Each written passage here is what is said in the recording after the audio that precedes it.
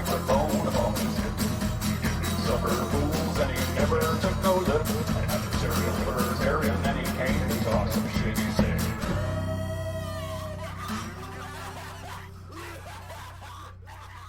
Hello and welcome to another episode of whatever the fuck this is. Whoosh. There we go.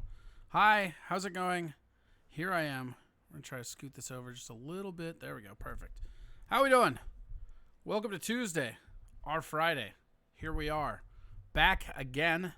Let's check the levels. I think the levels are good. I think we're doing okay here, guys. I think, yeah, I don't know. Yeah, I don't know. I didn't really do much tonight. I've been working on my other project, which some of you may or may not know, is related to the Steel Toe show. And yeah, starting next week, we're going to have a Steel Toe show every Tuesday, where you can find that over on the Steel Toe show page, which is Steel Toe Show. That's right. Let me see if I can adjust this a little bit. There we go. I feel like, yeah, that fan. I apologize. There's going to be a weird hum on my end on this one. This living room is super hot, and I have a fan on. I'm sorry.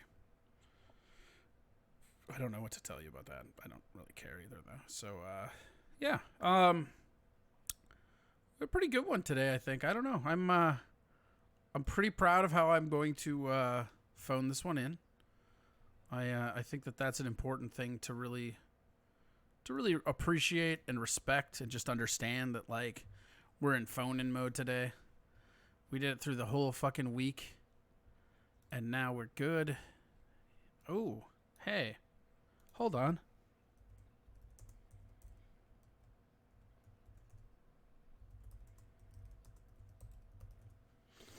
See, this is what happens. I sent out a bunch of feelers today, and a bunch of people didn't get back to me. And then I decided, I would try to book some people. I did that, and some other people didn't get back to me. And yeah, I mean, we don't have a caller yet, but we'll get to having a caller. Caller's gonna happen. Hold on one sec. I am on now.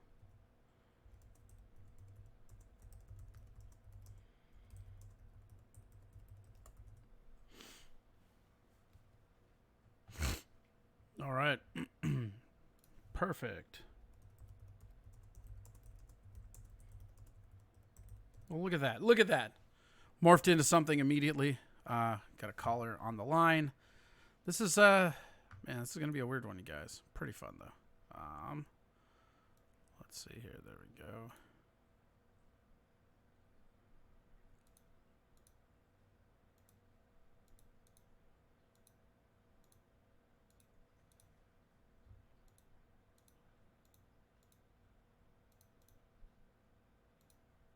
All right.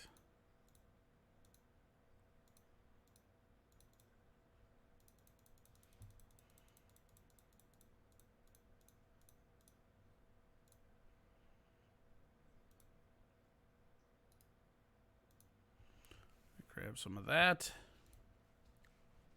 Oh, God. As we get things just yelling at me. Yeah, it's going to be a short, mellow tempo in, guys. I can't be bothered to care. Mikey, how are you? How's Mikey Two Milks? You doing all right, buddy? You doing good? Life being okay to you? Everything's treating you fine and fair and all that chicanery. What do you guys want to talk about? I always come here. I got all these ideas, and I have some ideas. I mean, we could talk MMA, go the wrestling route. Ooh, that Owen Hart documentary's on tonight. Don't forget that. We can watch some Beam MG videos. Do you want to? Will that cheer you up? Actually, here. You know what, Mikey?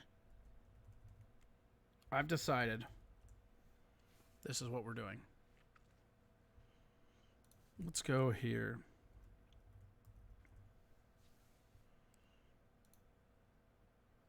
Oh, God.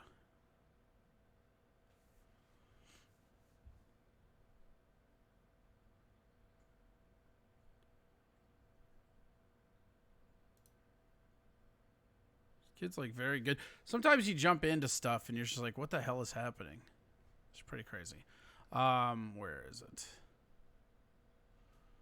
I gotta find the fucking, not you. Get out of here with that.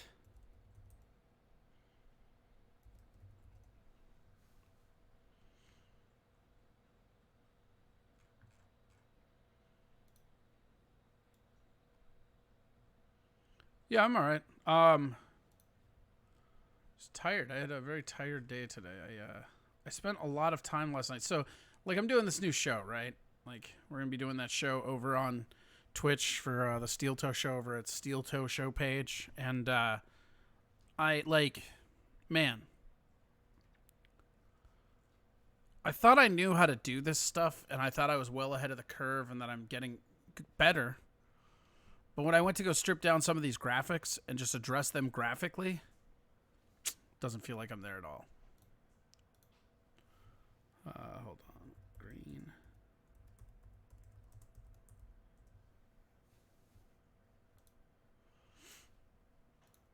Maybe I just need to go to the beach. Maybe that's what this is all about.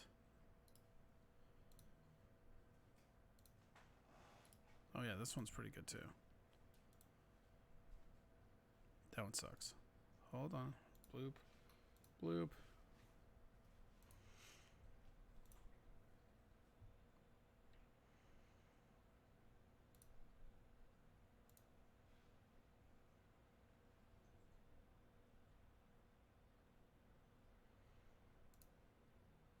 Oh, there we go.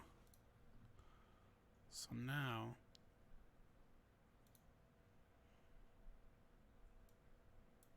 yeah, check that out. Just gonna hang out on the beach, you guys. Oh man, is the beach so fun. Still kind of crazy. I like fucking around with it, I think. That's all. Tonight's beach episode, you guys. Just taking it in. Coronavirus can get fucked. Just here on the beach.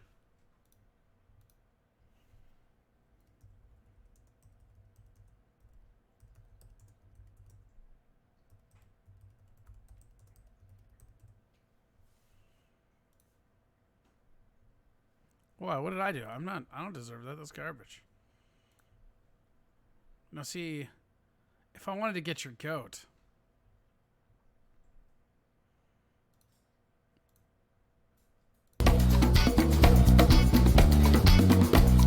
Thank you.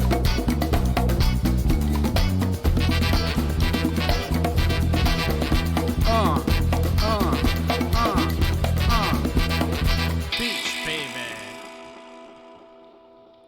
It's like no way this doesn't get a copyright strike, right? No, we're not going to do that. What we're going to do is go like this.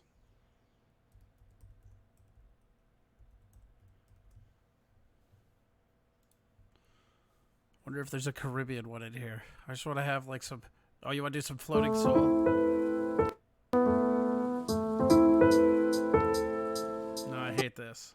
Can't do it. Hold on. Try and find something tropic. What up, Savage Dragon D? How are you, buddy?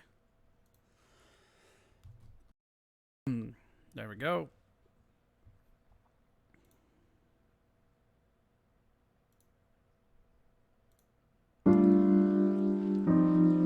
Is this gonna work? Ah, there we go. Just hanging out. This is what our days are gonna be, guys.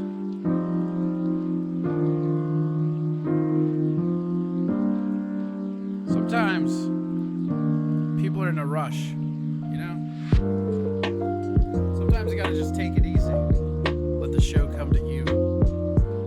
Why worry about all that?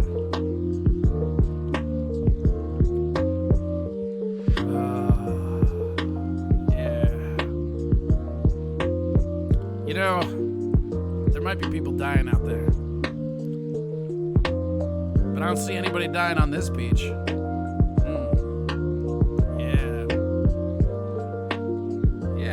Take some relaxation time, man. Like, I just feel like what the people want is different things, and if you get them in a rut, that's when things go awry.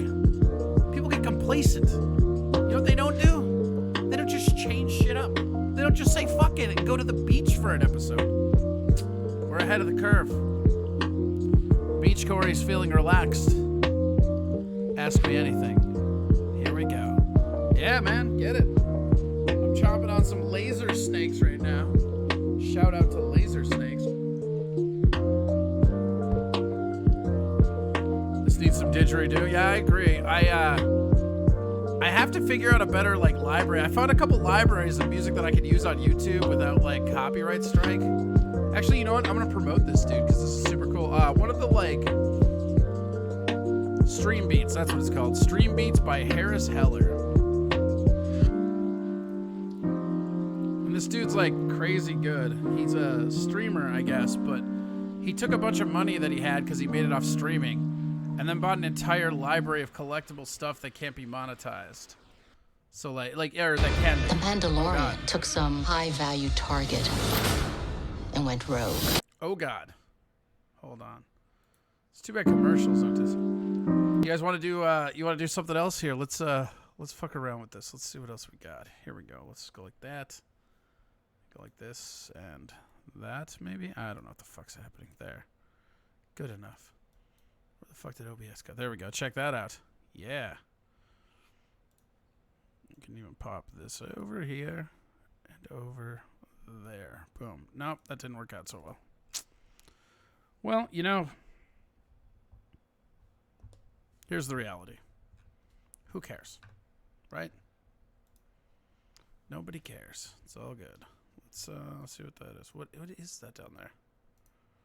Oh, it's you. You're the problem. This. Okay, let's find a better beach, man. I'm all about kicking up on the beach. Let's see here.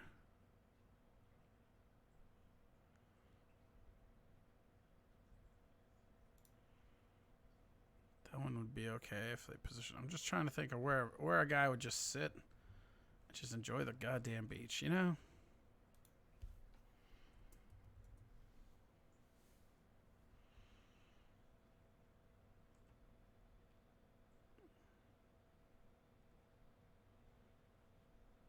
There we go. See, I like this one.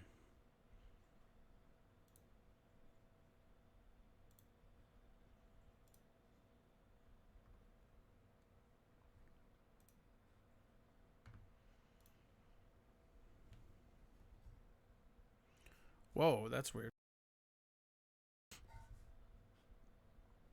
Yeah, we gotta go to the Beats link again. Wait, what the fuck is happening here? We're losing it. We're losing our minds, but you know what? Who cares? We're on a beach, baby. The beach doesn't look real enough. I don't like that beach. New beach. There we go. Gonna need a new beach. You know what? I think our biggest problem was we looked a GIF beach in the mouth. It's not about whether or not it looks that real. It's about the effect on the top, baby. So let's see here. Oh, here we go. Here we go. Yeah, all right. I could do this beach. There we go. Oh, now this is a beach you're gonna love, guys. Let me get this music on quick, because we're going. You know, we're in chill mode. Sakura Dreams. Yeah. Let's do. No, I don't like that. Let's do this one. Is it just that one though? Yeah, there's a different one. Here we go. Yeah. Who cares about these ads? Ain't nobody care about no ads. There we go. Yeah. Wait, let's grab me and move me over to this tree over here. So here's the thing about this beach, guys. I'm about to go over here. There, that way. There.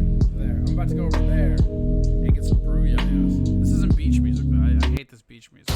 Any idea what they're gonna do with it?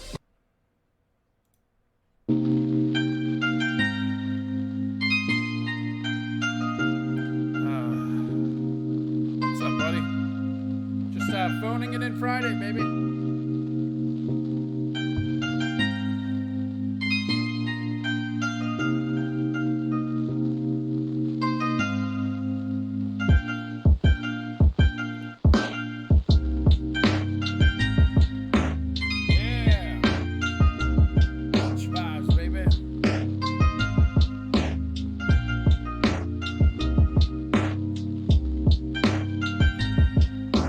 Times of Rona, it's important. Just kick back, relax, and remind yourself, who cares?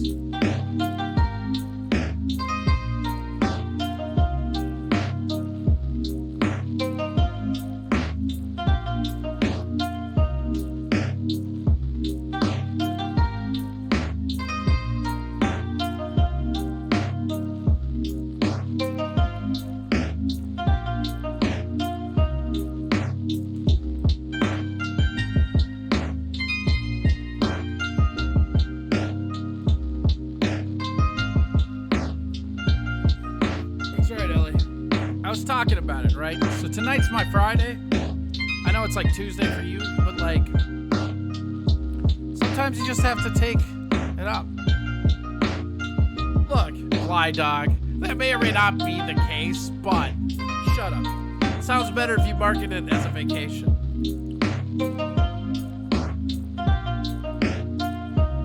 Why are you too good for vacations, man?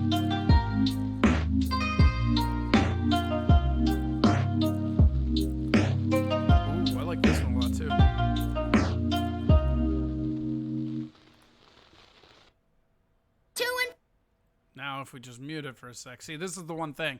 We're on a YouTube playlist that won't get copyright struck. Which just means we gotta put up with ads.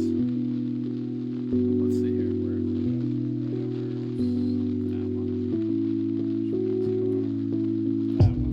Yeah, look at this one. Oh, I don't like that. I don't like when they don't go full like that.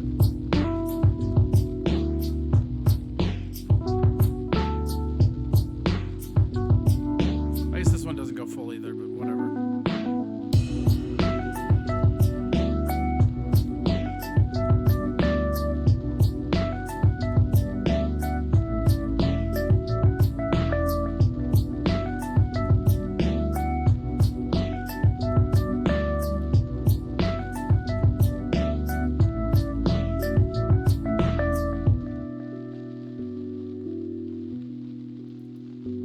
Oh, there we go. This one's great. I like this one a lot.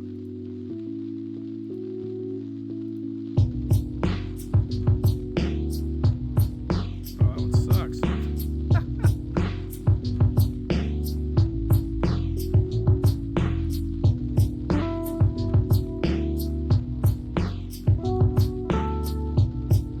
Ooh, this one's alright. I don't mind this. Yeah. Back to the ocean. It just kind of looks like I'm hovering. That's fine. You know what? I'm sitting in a lawn chair in the water.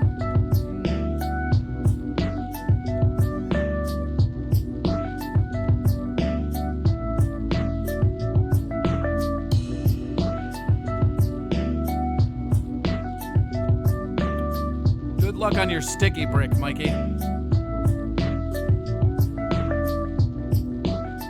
Sometimes you just gotta let shit come to you, man.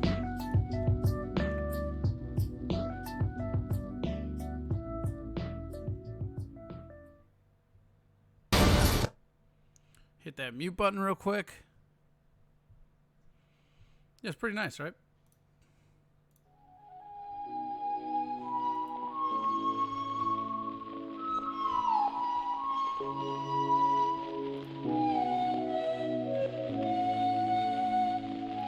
Let me see if I can find.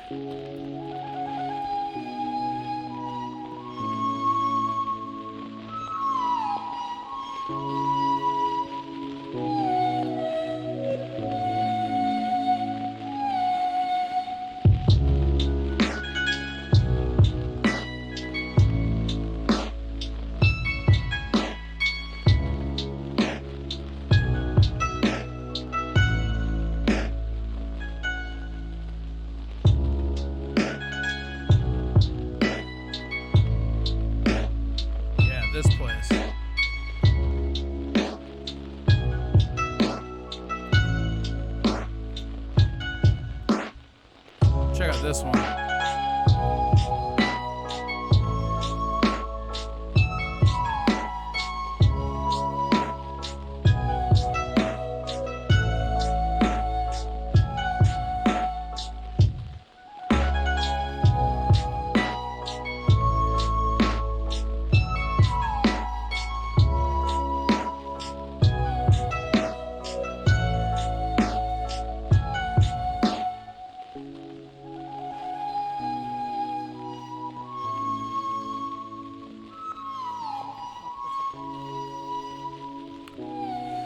Had to get the cat out of here.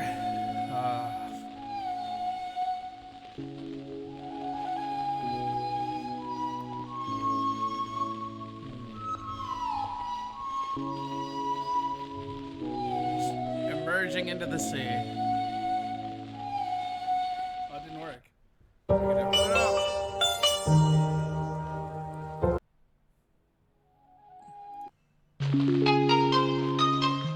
There we go. Just gonna lean back into the water, you guys.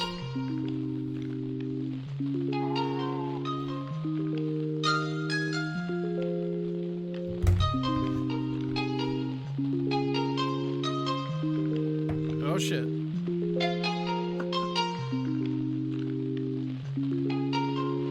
Hold on.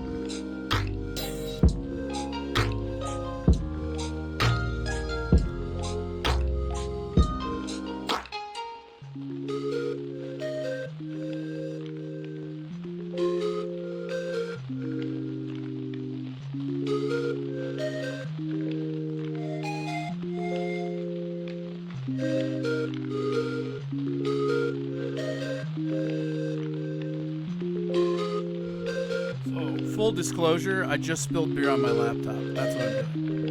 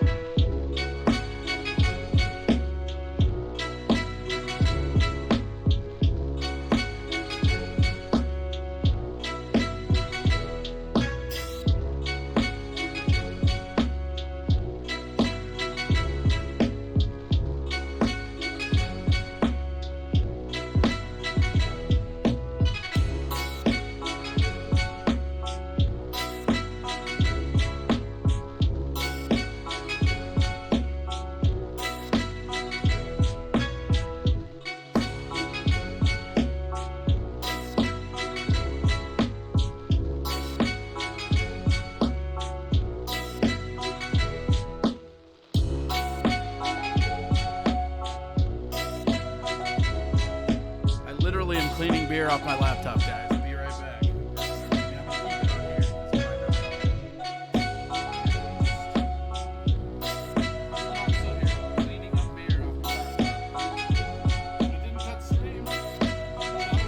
I can take a beer to the face.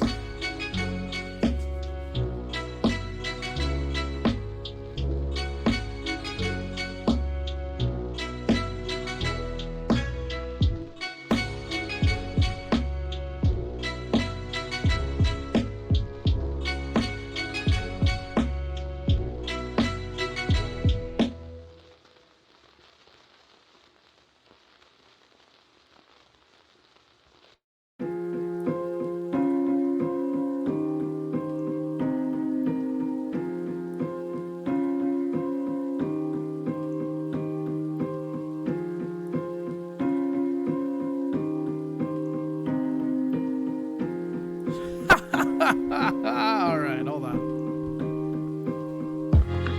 Oh, God.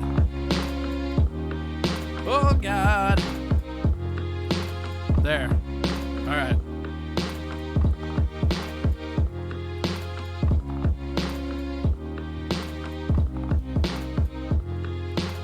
Let's do this. Woo! That was close. Yeah. I leaned back. I don't know if anybody can clip it or anything, but I literally leaned back to do the head cutty off thing. And when I came up, I lost the entire rest of my beer. And it was all over this, and I just kind of panicked. So, yeah, well, I got it together, right? The feed never cut. The laptop is fine, I think. But, yeah, I mean, whatever, man. It happens. But here's the important part. Still drinking. Still drinking, and this is still paradise. Here's to not learning any lessons.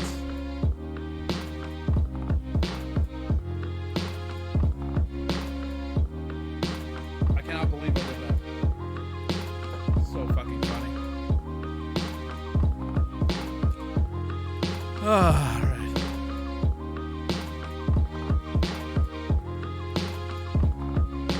Just got to improve the visual part of the podcast. What are you talking about?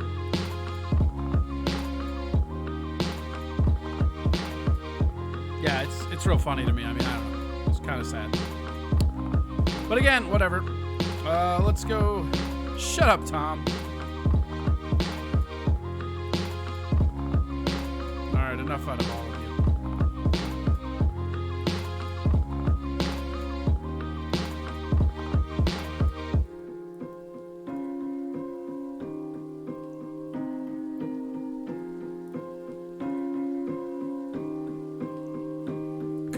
Chatter, yeah, it's probably fair. Yeah, it's not buffering for you. Anybody else, you're fine. Calm down. Let's be real.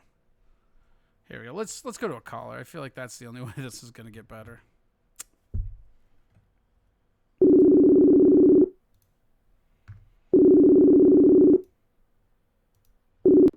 Oh. Hello. Hi. How are you? Good. Good. Welcome. Thanks. Tell the people who you are. I'm Elise Cole. Oh God, and I'm floating above you. What the fuck? This webcam is fucked. I turned the video on. I didn't. There you go. I didn't.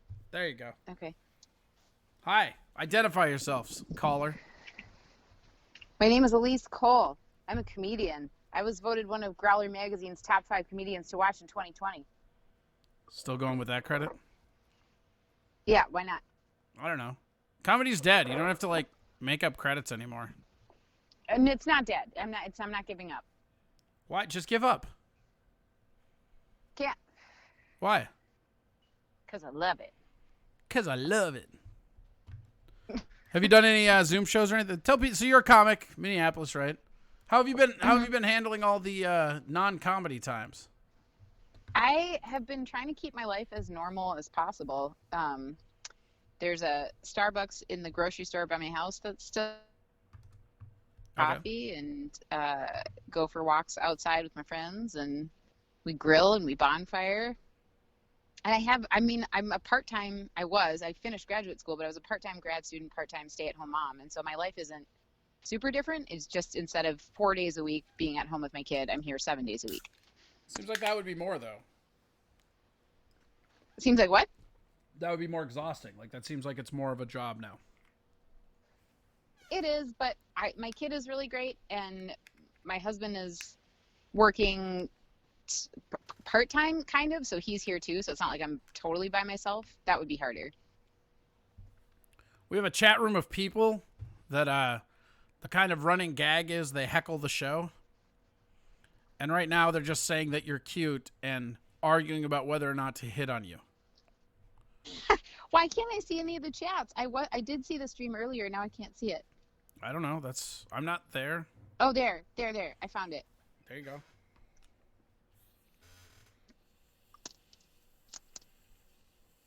All I see is something about a miniature horse. Oh, that's somebody's name. Okay. Oh, mostly we just heckled Chillstrom. Good, I'm down for that. Yeah, Tom Chillstrom is a whipping boy of this program. The main thing is we have disclosed that he smokes crack, which, if you've ever met Tom Chillstrom, okay. is particularly funny. Like, that dude's not cool enough for marijuana. What the fuck would he do with crack? Put it in his beer. Yeah, maybe. It is possible. What the fuck? Oh, man. Did you spill more beer? No, I did not spill more beer. Thanks for that, though. Jackholes. Everybody's fucking against me here. Did you spill more beer? Get fucked.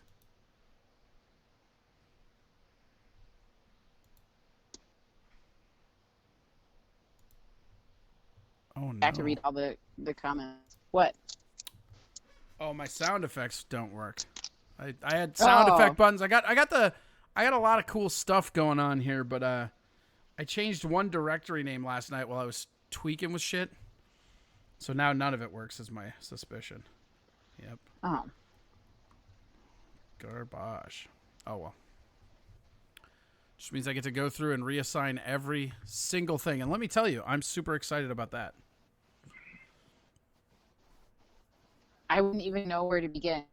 Every time I find out about a new app, like TikTok or Twitch or something, I have to figure out how to use it to, like, or electronic payment like Venmo and stuff. Every time I find out about one of those, the first thing that goes through my mind is, God damn it.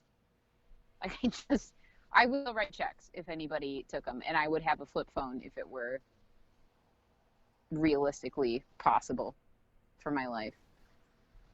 You don't think having a flip phone is realistically possible for your life?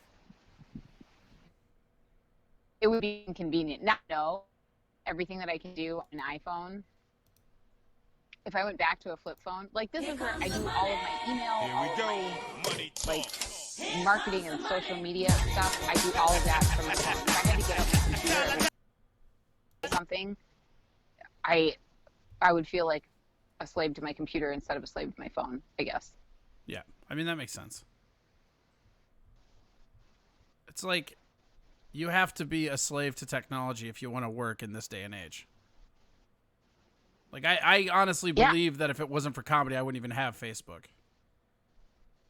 No. I didn't delete it, but I uninstalled my social media apps from my phone and from my iPad for a while, like when this first started, because I was like, I can't watch people go down all these rabbit holes. I can't take it. And so I just went Facebook dark for like a month. And honestly, I didn't miss it. I didn't think about it. I didn't like have any internal conflicts about whether or not I should put the app back on my phone. I was like, nah, it never even crossed my mind. That's pretty cool. Yeah, and then I started getting invited to, like, Zoom shows and stuff, and I was like, fuck. And then people were tagging me in them on Facebook, and because I still had an account, then I had a bunch of notifications, and I was like, oh, shit, I have to get back in the pool. Yeah, I mean, you should have been in the pool anyways. I did. Okay, so I dipped my toe in. I was part of this, like, moms private group. Like, they're not all moms, but like 400 women, basically from the Twins co-op or something. I May 17th, I was like, I'm just going to see, I'm going to take the temperature, right? See what's out there. Mm-hmm. And so I said, is anybody else kind of like done with this? Like, listen, I'm not a denier. I know that it's real. I know people are getting sick, and I know a lot of people are going to die, but finding out that children asymptomatic actually, because I have a little kid, a disease that we're targeting young children, I would be way more scared. Sure. Um, Well, it's and the like, whole thing with this is that I think it was the right move to lock us down originally, but I also think that it became political real quick. I mean, right now you have like one side. I mean, it's just crazy to me because you have like one side of it where if you're a Democrat right now, you want to stay inside. If you're a Republican, you want to go outside. And it's like, what the hell is even happening here, guys? I know the world is upside down. Here's about it. I wrote this long post, like I wrote it out in a Word document, and then I reread it before I submitted it to this page because I wanted to be careful. And I said, listen, I'm not a denier, and I'm ignorant. I've read all the studies, and I'm a compulsive hand washer, and I sanitize my cart, and I scrub my produce when I get home, and I keep my family away from anyone if we're symptomatic of anything, because those are things I've always done. But I'm not scared of dying from this. I'm not even scared of getting it. We're all going to get it. The point of shelter in place was to buy us enough time. Yeah, it was to flatten the curve, not completely eliminate the disease, because that was never on the table. Right. And so I said, here's what we've been doing, which is essentially what is allowed now, but we've just kind of been doing it the whole time. Like, we have bonfires in the backyard, and I'm like, oh, listen, if you want to come over, I will wipe down the chairs with alcohol-based sanitizing wipes if that makes you more comfortable. You can come in through the side gate. You don't have to go through the house. You don't have to hug me, but come over and hang out. And so I put that on the page, and I got torched, like 40 comments in 15 minutes, basically calling me an idiot and a murderer. And one was been like, I hope you don't ever back you just keep landing on the wrong side of these issues. I was wrong with me. Yeah, I don't know. Get it together. Stunned. I was shocked. Because that was supposed to be like the uber liberal, basically like the Tea Party of the Democratic. The DFL is essentially what they are. Yeah, it's a real crazy time because like what's going on in my opinion, because I'm a big both sides are the same guy. I always have been. Like I was raised as a Republican, and then I was like, yeah, but you guys kind of suck, and the Democrats sucked a lot, so I'm like, I'm out. Yeah, and that's it. Like we gotten to a point right now where I honestly believe this. The left is more fascist than the right, and the right has actual Nazis in it. Like, just think about that. I know. Like that's fucking crazy to me. Like, the wave of fascism is coming from the left, but the right for sure has Nazis. Yeah. It's terrifying. And what's strange to me is I was thinking about this tonight before I called, is that I'm going to be 38 this year. And so for me, like, fundamentally, I understand the platform of the DFL, the principles and the values behind it, right? Like, I agree with having social programs that support people who have systemically for generations suffered inequities and inequalities. I think it's important. So I'm a liberal, right? That's a liberal position. Sure. But now, like, I was classified as a moderate or even somebody on the right, which is you're like the modern liberal is more of a centrist than anything. The left is basically, they're the right as well. Like, it's all. Do you know horseshoe theory? Are you familiar with that? No. So horseshoe theory is the idea that in politics you have these two sides, right? But it's a horseshoe, and at some point the tips of the two horseshoes are actually closer than the middle of the sides. So like your moderate left and your moderate right are further away than your radical left and your radical right from just an ideology standpoint. They both lead to authoritarianism. Yeah. And so like that's what's kind of happening now, and it's crazy to me because like nobody sees it. Nobody cares. It's like when they were giving out that aid check. Everybody was bitching that the Dems added on stuff if they were Republican. Everybody was bitching about the Republicans adding on stuff if they're Democrats. But nobody's talking about how they both went rounds of trying to put shit on a relief check. Like, both sides did it. Yeah. And it's like, it's just like, and now we have this point. Oh shit, here comes that money. Hold on, we gotta dance for it. Sort of just stayed out of all of that too. Like people are like, "Did you get your check? Did you get your check?" And I was like, "I don't know. I don't even know because we have direct deposit and my husband handles all the bill paying because I hate doing that stuff. It gives me anxiety."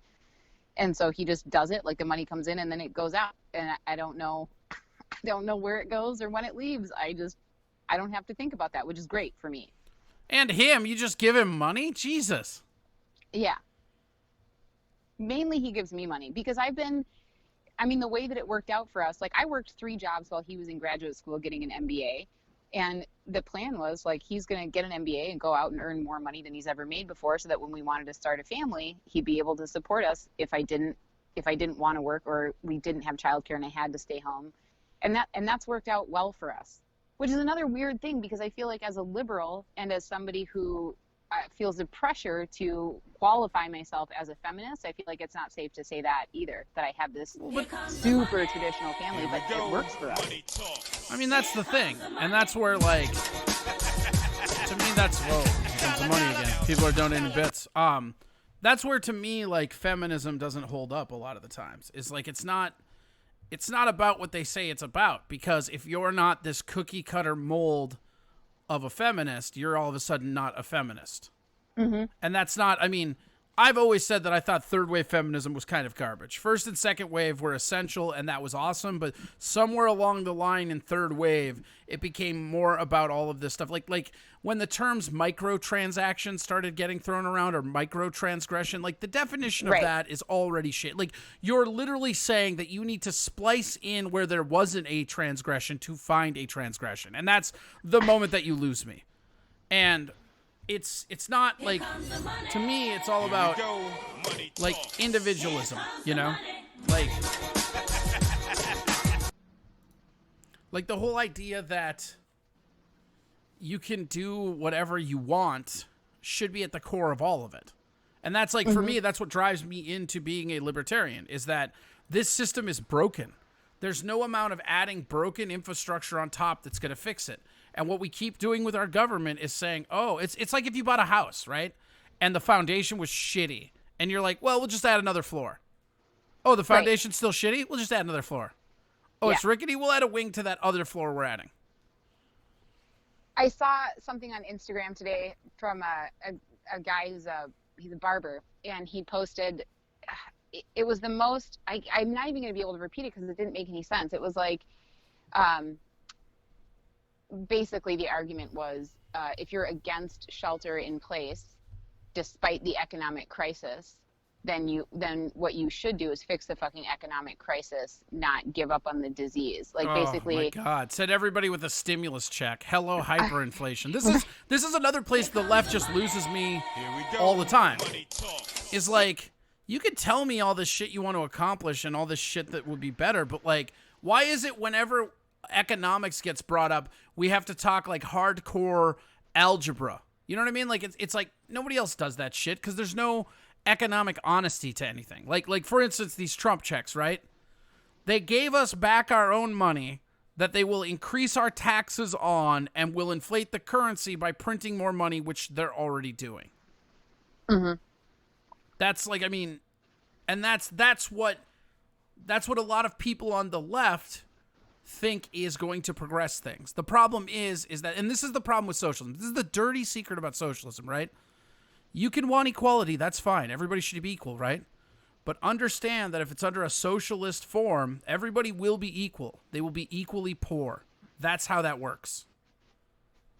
And it's not something that, like, it's so funny because, like, that's why I like you, because you and I will have conversations. We will disagree about stuff, which is fine. I love that. But you can have rational conversations. There's this weird thing that, like, I don't know when it happened. It happened in the last few years for sure. But the idea is that, like, all of the things that are encompassing the problem boils down to the people that are just falling in line with the party. And both sides. And if you're not questioning shit now, it's like I said last election. I did not think it could get any worse than last election. I have now been. You know what I mean? Like, it's just like, it was like last election cycle, like, no way it gets worse than this. Ha ha. And then it does. Right. I know. And it's a weird thing now to be at this point in my life where I'm an adult and I'm a parent and I'm still somebody's child. So now my interests are spread across 3 different generations, which will benefit from different things. And I'm thinking not only about myself, but like, what kind of world is my kid going to go into? And then all of this gets colored by, like, the last thing that I posted on Facebook before I got the fuck off was the My Pillow guy at the White House. Did you see that? Yeah. And I was like, does anybody else? And I listened to like maybe 2 seconds of his address, and he was like, the problem with this country is that we took the Bible out of government and we took the Bible out of schools, and if we all just read our Bibles, the America would be a better place. And I was like, hello, is anybody else think that it's a problem that these are the precise conditions which immediately precede Holocaust? Like, we have an economic crisis with a Nazi in the White House, and he's bringing in religious dogma from the presidency. I mean, this is bad. And I feel like as a Jew, I'm just maybe more aware of that, because the only people who commented on it were like, yep, yeah, for sure. We're 2 other Jewish people. Yeah. Well, I mean, I don't know. Like, my whole problem with the way that all of this got politicized is that it got politicized out of not understanding what the system was. Like, because whenever I hear somebody, like, talk about the president, like, oh, the pandemic's here and we have this idiot, like, to me, that just screams of not knowing the system. If you're mad about how the pandemic was handled, you're mad at your governor. You're not mad at the president. You can take whoever the fuck you want and put them in president, and it's not going to matter. What your governor does is what mattered to us. Like, our governor locks us down. And it's just interesting to me watching these people, like, go off of it. It's like, we were getting false information from China. They were literally being echoed by the World Health Organization, who, I mean, and this is something that's super funny to me, is that, like, I am very hypersensitive to China. One of my best friends and my godson live in Taiwan, so China's something that I always pay a lot of attention to. Yeah. And so, like, the reality of it is that China is, like, one of the shadiest nations on this planet. And the idea that anybody in office would have had correct information, I just don't believe that. Now, would they have not made jokes about shit while they did things? Of course. But it's just, it's so fucking crazy. Yeah. When I was actually in Mexico, when they quarantined Wuhan, I had a moment where I was like, oh shit, am I going to be able to get home? But when I first heard the statistics, I was like, so wait a second. And at that time, they thought that the death rate, based on the ratio of deaths compared to known number of illnesses, they thought it was closer to 3%. And even with that, I thought, phew. But like, it's not even going to get to 2%. I mean, we were lied about this because, again, they thought it was going to be more serious than it was. That's fine. I have no problem with that. But it was right around mid-April where it pivoted from being for our own good to being political agenda. Yeah. I mean, even the last 3 days, we've had 3 of the lowest COVID days since we started keeping track in terms of death. That's not the narrative you see on any of the outlets, you know, because it's just pump people full of scared, pump them full of scared, you know? And that's my problem with it too, because, and this was part of what I got ripped apart for on that Facebook post, was like, it's a viral upper respiratory infection with a 99% survival rate. If that was my odds for getting cancer, I'd be fucking stoked. Like, it's the fact is, most of us aren't even going to know we have it when we get it. That's how mild the symptoms can be. Right. And what bothers me about the numbers is, if people were getting infected as early as November of 2019, we haven't tested anybody for antibodies, then every number that you have it's wrong. Well, yeah, I mean, that was always my whole thing leading into this. I mean, I was on this show specifically because I started this shit up the moment that I was told we couldn't do comedy. I went out, I bought a webcam, a mic, and a light, and I'm like, all right, I guess I do this now, you know? Yeah. Because you have to find out what's going on. But the thing that's so crazy about it is that as the numbers were coming in initially, people were like really judging people. And it's like, we didn't know what the numbers were because you weren't getting real data from China. Italy had one of the highest per capita elderly and smokers, so those aren't really real numbers. And then in Australia, you had people that were inhaling fire smoke for what, 8 months? Right. Like, these aren't real in the test categories, you know? And the reason why everybody was fucking overreacting is because obesity was one of the big things that this, like, went in. And I mean, it can scare people. I get that. But at some point, having it be the economic downfall of a society is way scarier than losing under 1% of the population. By a lot, too. It's going to be closer to like 0.4 are the numbers I'm seeing out of Australia and UK, I think. Yeah. And it's and I saw somebody, Ellie Mae, said she's scared, but she's immune compromised. And I totally get that. Yeah, like, I get that. I get being scared, and I get being like super cautious. And here's the thing. I've been wearing a mask when I'm outside because I don't want to give it to anybody. I don't want to be responsible for, because like if I get it, I'll probably be fine, but I don't want to give Ellie that shit, Right. Yep, I agree. And so my position is like to handle things the way that Sweden did. If you are at high risk, I mean, we just can't because we don't have the infrastructure to do that. But if we could approach it more from a place of like, okay, people who are at high risk for becoming a critical case, they get then absolutely shelter in place, have things delivered to you, get a stimulus check, maybe rent forgiveness, something like that. I still am fundamentally on the Democratic platform or the more liberal side and saying, yeah, we should take care of people who can't take care of themselves. Absolutely, that's our duty. But at some point, I mean, I don't know, like, and here's my thought process, right? I still haven't got one fucking dime. I didn't get my stimulus check yet, though I hear it's in the mail, and I didn't get my unemployment yet, even though I could probably get it now, but I figured out a way to tread water, maybe. But, like, these social safety nets aren't there for the people that need them. And this is something that, like, I mean, look at Minneapolis and all the restaurants we're losing. Look at all the small businesses that weren't able to get money because that department in the federal government was out of money. Think about that. Like, we had a department of our government say they were out of money, and we have a Federal Reserve that's just printing more money. One thing that I found out, because I actually know a few people who own small businesses in St. Paul, is that you can get a small business loan, but you can only use it for payroll. Right. So you can't use it for rent. You can't use it for any kind of maintenance. You can't use it for anything. Right. You can only use it to pay your employees. Yep. So there's no way to save the business if all you can do is send the money right. Well, and most of those businesses in St. Paul, same with Minneapolis, were fucked up anyways because when they raised minimum wage, they fucked up the tax credit. They punished small restaurants specifically because everybody on the front of the house now gets that $15 an hour, even though they were making more than that anyways. If you're a waiter and you're only making minimum wage, you're fired because you're the worst waiter ever. What you mean in tips? Yeah.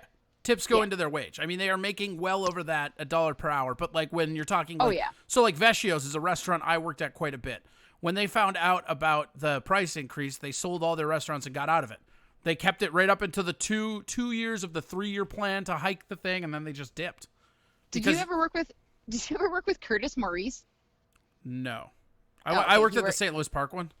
Yeah, he worked at that one for a long time, but I knew him from way back in the day. He worked at FEMA's. I mean, that thing was there forever. Like, so I do not remember a Curtis. Oh, I've been waiting tables off and on for 20 years. That's been my main. Right, that's my backup. Like, comedy was like my ace, and before that, I was waiting tables. Like, I can't do shit. Yeah. I should have married your husband and helped him get through grad school. That's what should have happened. Yeah, because he's a fucking keeper. He's brilliant at making money. Like, he's so good at it. And I just don't, and I don't mean this, I don't care. Like, the happiest one of the times ever in my life was I was newly sober and I was living in a studio apartment in Grand Avenue and I was in undergraduate school. And I had a $5 bill in my wallet, a cup of coffee at the gas station and a pack of cigarettes. That was like a good fucking day. And if I had 50 cents left over, I'd give it to somebody. I mean, I ate a lot of canned soup and spaghetti, and I didn't have, all my furniture was hand-me-down stuff. And my life was so simple. I didn't have a car. I did have a flip phone. I wasn't paying car insurance. I wasn't buying gas. I was working at the restaurant 3-4 nights a week. Oh shit, she had a flip phone. What? I said, oh shit, she had a flip phone. I did. And I just got distracted by the comment. So he's a cuck that she never has to put out for it. That makes no sense. This is the crowd. Okay, so here we go, Lisa. I'm gonna leave this to you, right? So this chat room is like the grossest open mic you've ever seen. And these people are all cowards, and they're hiding behind screen names. So the only real thing to do is feel sad about their lives, not anything they say specifically about you. Oh, I But just the didn't moral, understand it. the moral of the story is that these people understand that Tom Chilstrom is to be ridiculed. Oh, okay. Yeah, Taxes Theft's got it right. The chat room's a gauntlet. Okay. No, pay all the attention to the man behind the screen. That's me, Mikey. Stop it. You're not helping. So yeah, like, Oh. what do you think of those Zoom shows? You've been doing those, you said? Yeah. And I really enjoyed it. I didn't think I would because I think at my core, I believe that I'm anti internet stuff. Anxiety is trying to figure out how to learn them. But then once I do, I actually really like it. And I did a Zoom show. Shiloh Blake hosts a Tuesday night Zoom show. And it was like an old school teeny tiny open mic. It was just the comics. I don't think there was a single audience member. And then after the last comic finished their set, Shiloh ended the Facebook live stream and we all just hung out on Zoom and talked. And that was like the most fun I've had, I think, in a month. Right. And that's actually my biggest problem with it, is that that's not stand-up comedy. And I have a theory, and this is just me. This is my theory. I've done like 2 of them, okay? I think that when everything gets back to open, because I do think it will happen, I think that shows will start picking up again. I've already had people calling to book and shit, right? So, like, the thing that I think is going to be really interesting is to see how much that set people back that just committed to the Zoom comedy. Because the reality is you're getting used to timing without an audience, and you're getting used to just random encouragement from your friends because everybody's going to be in a more encouraging mood because they haven't seen each other in months. Yeah. So it's not like, not only is it not a valuable resource to me, but I also think it might actually be like diminishing returns, even though it's fun, you know. And sometimes those old open mics were like that. Yeah. Like Grumpy's. Oh. Yeah, I mean, like I did 2 of them. I did Wagleitner and Rebecca's one. And that one was actually pretty fun, and I think it was because there was 2 people watching it. So, like, their laughs actually felt like laughs. Yeah. From a timing standpoint, but I don't know. I think we were all better just writing. And I mean, right before this happened, so Well, that's why I wanted to talk to you, because you were one of... I mentioned you by name like 30 episodes ago when I was talking to... one of the other newer comics. And I was talking about how what I felt bad about was people like you who were really starting to hit your stride, and then it just gets leveled up. I mean, like you'd be featuring right now pretty handily at a lot of places if comedy were up and running right now. And there were like 4 or 5 people that, like, Russell Nelson comes to mind. There's people who were just grinding away, and they were fucking on to something. You know, Max is another one of them. Like, guys that, like, weren't, like, they weren't unfunny, but, like, they were turning the corner and getting real funny. And you were one of them. Well, thank you. That's how I feel. That's how I felt actually about Sam Dickey. His last few sets that I saw at Acme, I was like, oh shit! Like, he wasn't on my radar the first year, and then just something in the last 6 months before this happened, he was. I was laughing so hard. He had a set at Acme that he absolutely crushed, and I was like, holy shit! Like, Sam Dickey's doing the deal.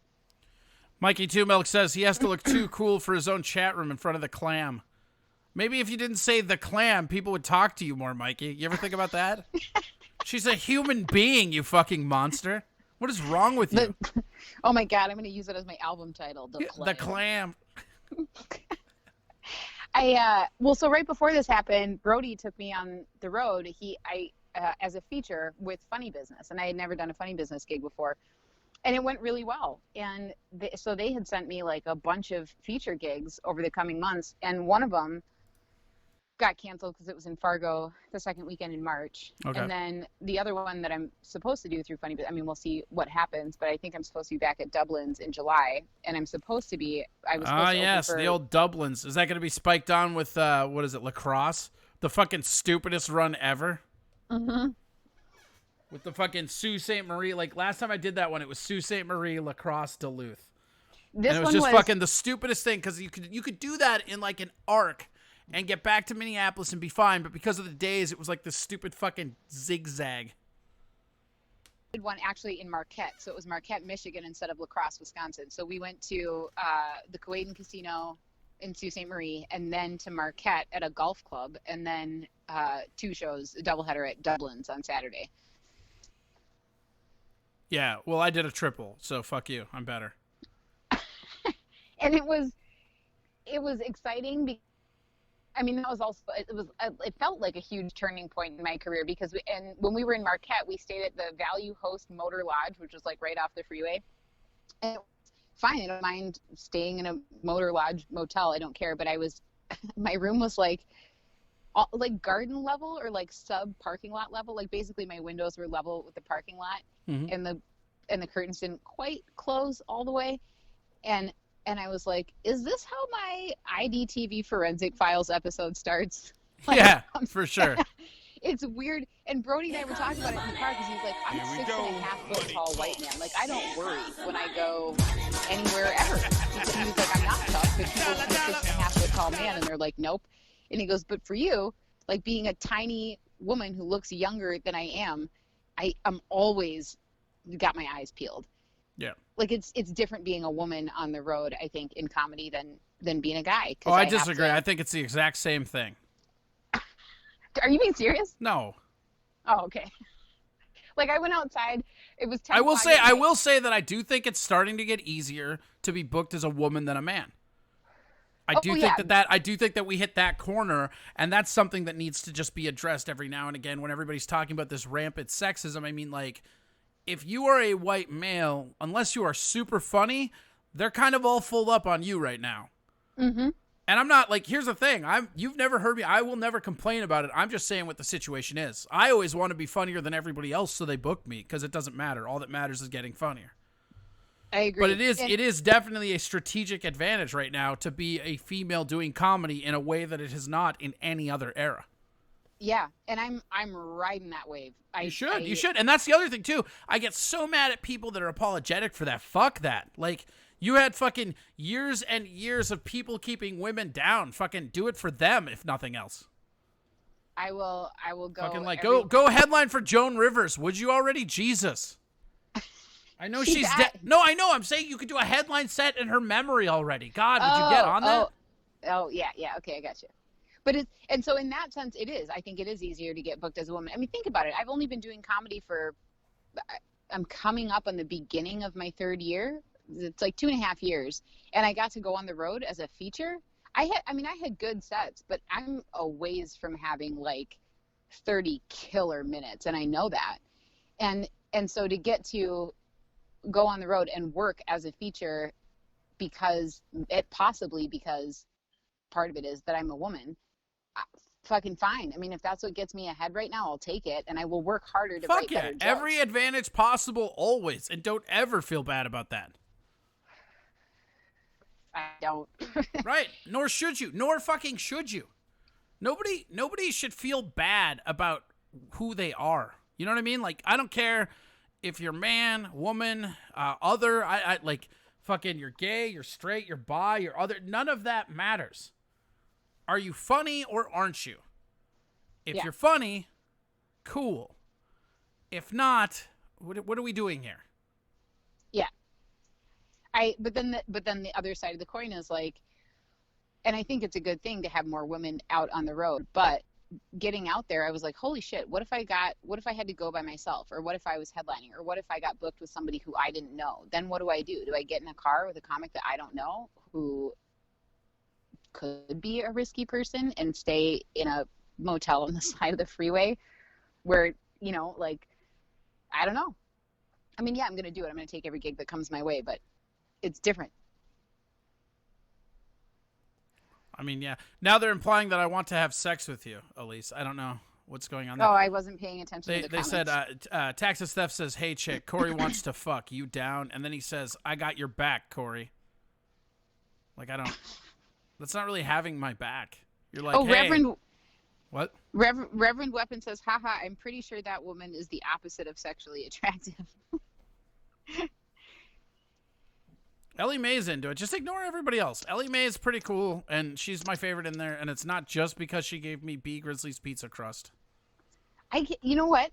I honestly, I don't know any of these people, so I can't tell if they're joking or not. I'm just... They're not. They're scumbags. None of these people are joking. They're all in it for blood.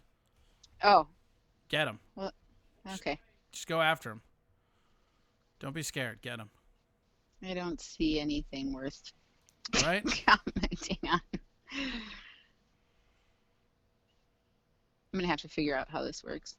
Yeah, I'm surprised. So you just never had Twitch, or how did it go? No, I didn't know what Twitch was. I kept seeing that was a thing, but I don't. Now they're turning this into it. Ellie is your favorite. Yeah, she gave me B Grizzly's pizza crust. It's the best.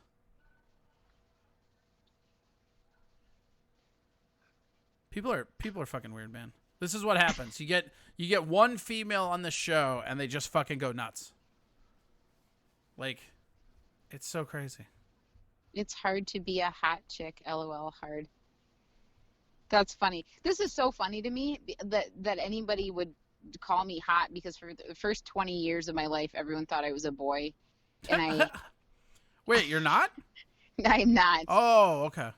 I did not get the penis.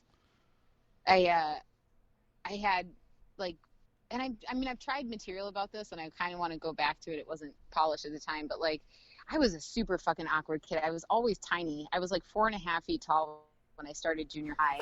you were like midgetal. Yes.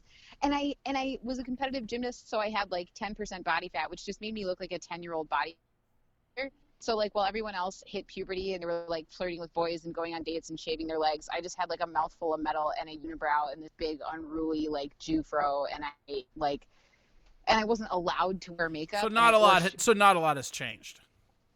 Basically, yeah. So I didn't go to prom and never went on a date. And so and then after I graduated high school, I was working at a restaurant, and I remember one of the guys there telling me this. And I had a friend who was super hot, and all the guys liked her. She was my best friend. And I just was so down in the dumps one day, and he goes, "Elise, by the time you're like 20, 21, you're going to be chasing guys off. You're going to have to chase them away with guys. You're going to stride." And I was like, "Dude, that's like 5 years." Like slobbering through my braces. And he was like, "It's going to happen. It's going to happen." I was like, "I don't believe you." I was like every guy's best girlfriend. Like the guys that I had the biggest crushes on, they were like, "Elise, would you do me a favor? Would you ask Kate if she likes me?" And I was like, sure. I mean, I could do that. Hey, Elise. You're like, "Oh, God, Tommy's talking to me." Yeah. Hey, you want to do me a favor? I'll do anything for you, Tommy. You want to find out if Katie digs me? Oh, shit. Yep. Yeah, that was my life. And now they're saying you look like the kind of chick that doesn't give head. Oh, that's funny, because I actually didn't for a long time. Is that true? Why haven't you talked about that on stage? That's funny as shit. Oh my God. Okay, so first found out about blowjobs in like, I don't know, 7th or 8th grade or something. Like I had heard of them, and then somebody finally explained to me what that was, and I was like, "Oh, no, I'm not falling for that. This is a joke that you're trying to play on me, and I don't believe you." Because like you would go down to like suck a dick, and the dude's like, "What the fuck are you doing?" No, I had friends that were more experienced and more advanced than I was, and so they told me what they were doing with their boyfriends, and I was like, "Listen," and honest to God, I thought they were playing a joke on me. I was like, "There's no way anybody does that," because my whole life, my mom had told me, you wash your hands after you go to the bathroom, even if you don't go poop, because there's germs down there, and if you touch any of that, then you have to wash your hands or you'll get really, really sick. So my whole life, I've been told if you even touch it with your hands, you have to wash them or you'll get sick. And now you're telling me it's okay to just go ahead and put my mouth right on it. That cannot be good for you. I don't buy it. And that's the second time I got syphilis. Right. So I was like, nope, I'm not. I don't think that's real. I'm not doing it. I'm not falling for that. And then I discovered it was in fact real. And then you're like, "I'm still not falling for that." Yeah. Basically, that's it. That was a trust issue for me. It was like, I don't know. Ugh. So what's next? When do you do you have any gigs booked? You have have anything on the books that's actual and not Zoom shit? Kind of. So I'm doing the. What do you fucking mean, kind of? This is interesting. The Pay Gap concert put on Rockaway, Minnesota. They're doing a show they're broadcasting from their studio in Northeast Minneapolis. So it's a web show. People have to buy a ticket, and then they get an invite to the Zoom code or whatever. I don't know how that fucking works. But the people who are performing can go into the studio and they'll film it there. Okay. Well, all right. But then I'm supposed to be at CCU, the Comedy Corner with well, I mean, there's no way it's going to happen because it won't be. I was supposed to be at Comedy Corner with Tim Harmston the last weekend in May, but now that we got bumped out to June 1st, that's probably not happening. Sure. But then I am supposed to be back at Dublin's in July for Funny Business. That's it, though. That's it, huh? And so you think those are going to stick? You think those will actually go off?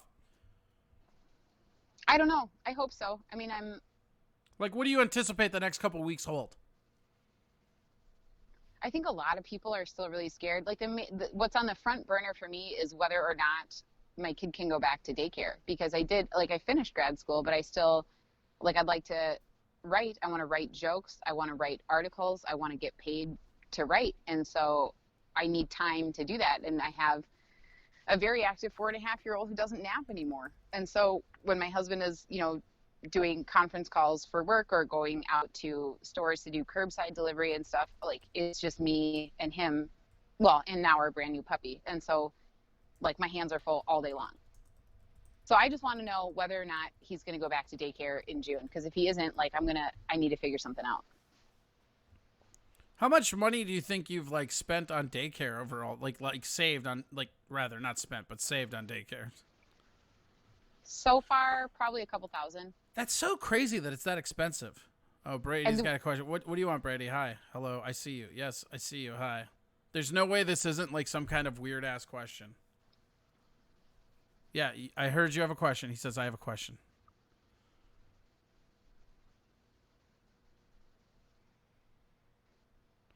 Audrey Lane says, wow, you guys are dicks. Just chiming in to say Elisa's lovely. Oh, you're lovely. I paid $9.80 a month. Brady, what? I said what? 8 times. Savage Dragon D says, you're forgetting that most of these guys are extremely thirsty because of this shutdown. Okay, so this person actually has kids. I paid $9.80 a month for 2 kids, and they've been open the whole time. There are daycares that are open. There's a private daycare actually 2 blocks from my house that didn't shut down ever. I mean, unless they absolutely had to at some point, they might have qualified. I don't know how they would do it, but they might have qualified for that just seems like a racket. I mean, I get that taking care of kids is important. But yeah, it's weird. It's so much money. It goes back to the system thing, right? Is if women have 63% of the earning capacity of men, and it costs $30,000 a year to put a kid in daycare, then if I only make $30,000, if I don't make at least $30,000, yeah, but you know the counter to that argument. That's a stupid argument. I understand the point you're trying to prove, but that is a dumb way to phrase it. Because the real answer to that is you chose to have a kid, right? You chose to prioritize your family over your career. So you're missing out on a monetary advantage. Here's the real question, right? I, as somebody that does not have kids, why do I have to pay more taxes when I have nobody dependent on me, but everybody with dependents are the ones who use all of the systems? That's the real question. It's a really weird backward system. I understand the kids need shit. I get that. I'm not saying let's deprive the kids, but it's weird that I, as somebody with no kids, don't get tax breaks, even though statistically I'm using less of the infrastructure in there. You know what I mean? Right. But that's, I mean, there's so many fucking stupid things. I mean, that's not, hold on. Texas Steph said, so when are you going to be a homewrecker? Now, or otherwise I'm going to go watch Friday with Friends with Steven Tober. Well, considering I would never do that. I like Elise, and I like her husband, and her kids seem cool. Seriously, guys. This is what women, I feel like this is a weird moment for me right now, Elise, because here I am telling you that not everybody's like that, and here everybody in here is proving exactly the case that's being put forward. You can be friends with girls, dudes. It's okay. Nothing will happen. I have a strange immunity to it, because anything that involves comments where people are talking about wanting to get in my pants, there's still a part of me that's that's not true. Nobody has ever wanted. I'm for married, most and I of still my have to life. schedule that quarterly. Yeah. Yeah. No, what it's was I just saying about funny kids? because it's like I brought you in here because you're one of my favorite comics. You're fucking funny, and like I wanted to know how this was affecting you because of that. And like I don't know, I like to be the devil's advocate, like sticking up like this kind of behavior, guys. Here, check it out. This is the time we learn a life lesson. Twitch. This is what all women are talking about when they just say men are pigs and like you guys are disgusting. And I should remind you of this. If I am lecturing you on morality, you have fucked up a lot. Here, this is Like okay, so this, I'm not the person to have this conversation. It's like what the fuck, dude? Like you can have like people like it's annoying. It's really annoying. Is this what it's like being a woman? I hate Yeah. this. I'm so glad I have a penis. This is yeah. And I usually just don't acknowledge them or engage in them because I'm like, I know I'm not going anywhere. I actually today I went to therapy actually in the office, which was great instead of over the phone. And then on the way back, I was listening to Salt and Peppa, What a Man, because I got a mighty good man. I'm never leaving him for anything, for anybody. Just so you guys all know, I got a winner. Yeah, you got a winner. He got a consolation prize. Everybody's happy in this. It's fine. Fine. He's settled, and that's Yeah, fine. I it's don't fine. care. Whatever. But childcare for me is important because I would like to do things with my brain that I can't do when I'm preoccupied. And I don't think he's at risk for becoming gravely ill. So for me, it's like a no-brainer. Like they actually sent out a survey, like how likely would you be to send him back as soon as possible? Would you return at the same number of days that he's been going? And I was like, oh my God, yesterday and all of the days. Like, just let him go back. And if the one of the costs to that is that, you know, we don't see my parents until, or he doesn't come within 6 feet of my folks or something, if they're scared or of whatever, then we'll work that out. But my parents aren't scared. My husband aren't scared. My niece already went back to daycare. And they're just not scared. They just don't give a fuck or what? No, I mean, they're being cautious. Like my mom had a nearly lethal case of pneumonia when I was 11. And then before that, she had valley fever in the 80s. So she has scars on her lungs. And she was a smoker for 25 years. She quit 25 years ago, but she smoked for 25 years. And she's I went 70. to down in the valley and got sick. I called that valley fever. Is that the same thing? It is not. Valley fever is like pneumonia on steroids. It's terrible. And it was they So didn't like know what it was. COVID 1? Yeah. Probably. And so she doesn't have any respiratory issues. She doesn't have asthma. She doesn't have emphysema. She doesn't have whatever. But I would assume that having lungs that have been damaged by something like that before and being over 70, that she's potentially could be a critical case. Maybe not, but she's in that category. And so we've been totally transparent with my mom and dad about like, hey, here's who Josh has had contact with, and when he goes back to daycare, we'll let them know that. But my parents will still come over for dinner, and they still watch him if Peter and I need to do something, you know, that needs both of our attention. So, I mean, they're wearing masks when they're out in public, and they haven't had anyone inside their house, but they had a social distancing bonfire at their place. And my mom, being an old hippie, was like, good. I hope that what this does is shock the political system into realizing what we old school hippies have been saying for 40 years, which is that we need a healthcare system that provides for everybody who needs to be taken care of. And I was like, damn, Mom. She's laying down the wisdom. So have you written anything during this pandemic? You got anything new that you're excited to try in front of a crowd? Yeah, and I did it on a couple of Zoom shows. It basically, I mean, like I didn't want to talk about COVID, but that's sort of been my life. See, that's what I'm going to hate is when this shit starts up again, you know it's just going to be the worst hacky-ass COVID jokes that all of us thought for like 2 months. Like, I mean, and I'm not even saying I'm exempt from it. I will, as a comedian doing it, I will be part of the problem for sure. But it's my real life, just like all of my material. And a lot of it comes from interacting with a 4-year-old because he has a totally different fucking take on the world. Like What's your 4-year-old's take on it being a Chinese virus? He doesn't know what China is. Come on. What do you mean? How old is he? 4. And you haven't taught him China? Kids should be taken away. It's garbage. That's terrible mothering on your part. It is. It's terrible. He is super So you're telling me you let your kid go to 4 years old and you have equipped him with no political knowledge of any kind? Terrible mom. Terrible mom. Terrible mom. What I told him was, because my older nieces are freaked out. They're really scared. And the 4-year-olds, like, so I explained to him, like, keep your hands to yourself, you keep your mouth to yourself, you know. And he's asking me, like, why are you wearing a mask in the store? And I told him, you know, people are afraid of this germ. And he goes, well, I'm not afraid of germs. And I said, I know, and I don't need you to be afraid of germs. But people are really scared of it. And so things are going to be different. Like, there's no school, and there's no sleepover at your cousin AJ's house, and there's no... Sinister Mind goes, does he not know of Chinese food? No, he loves Chinese food. Oh, sure. What, you just tell him it's fucking American food, you monster? I don't tell... As long as he eats it, I don't care if he knows what it is. So you're just teaching your child to consume misinformed.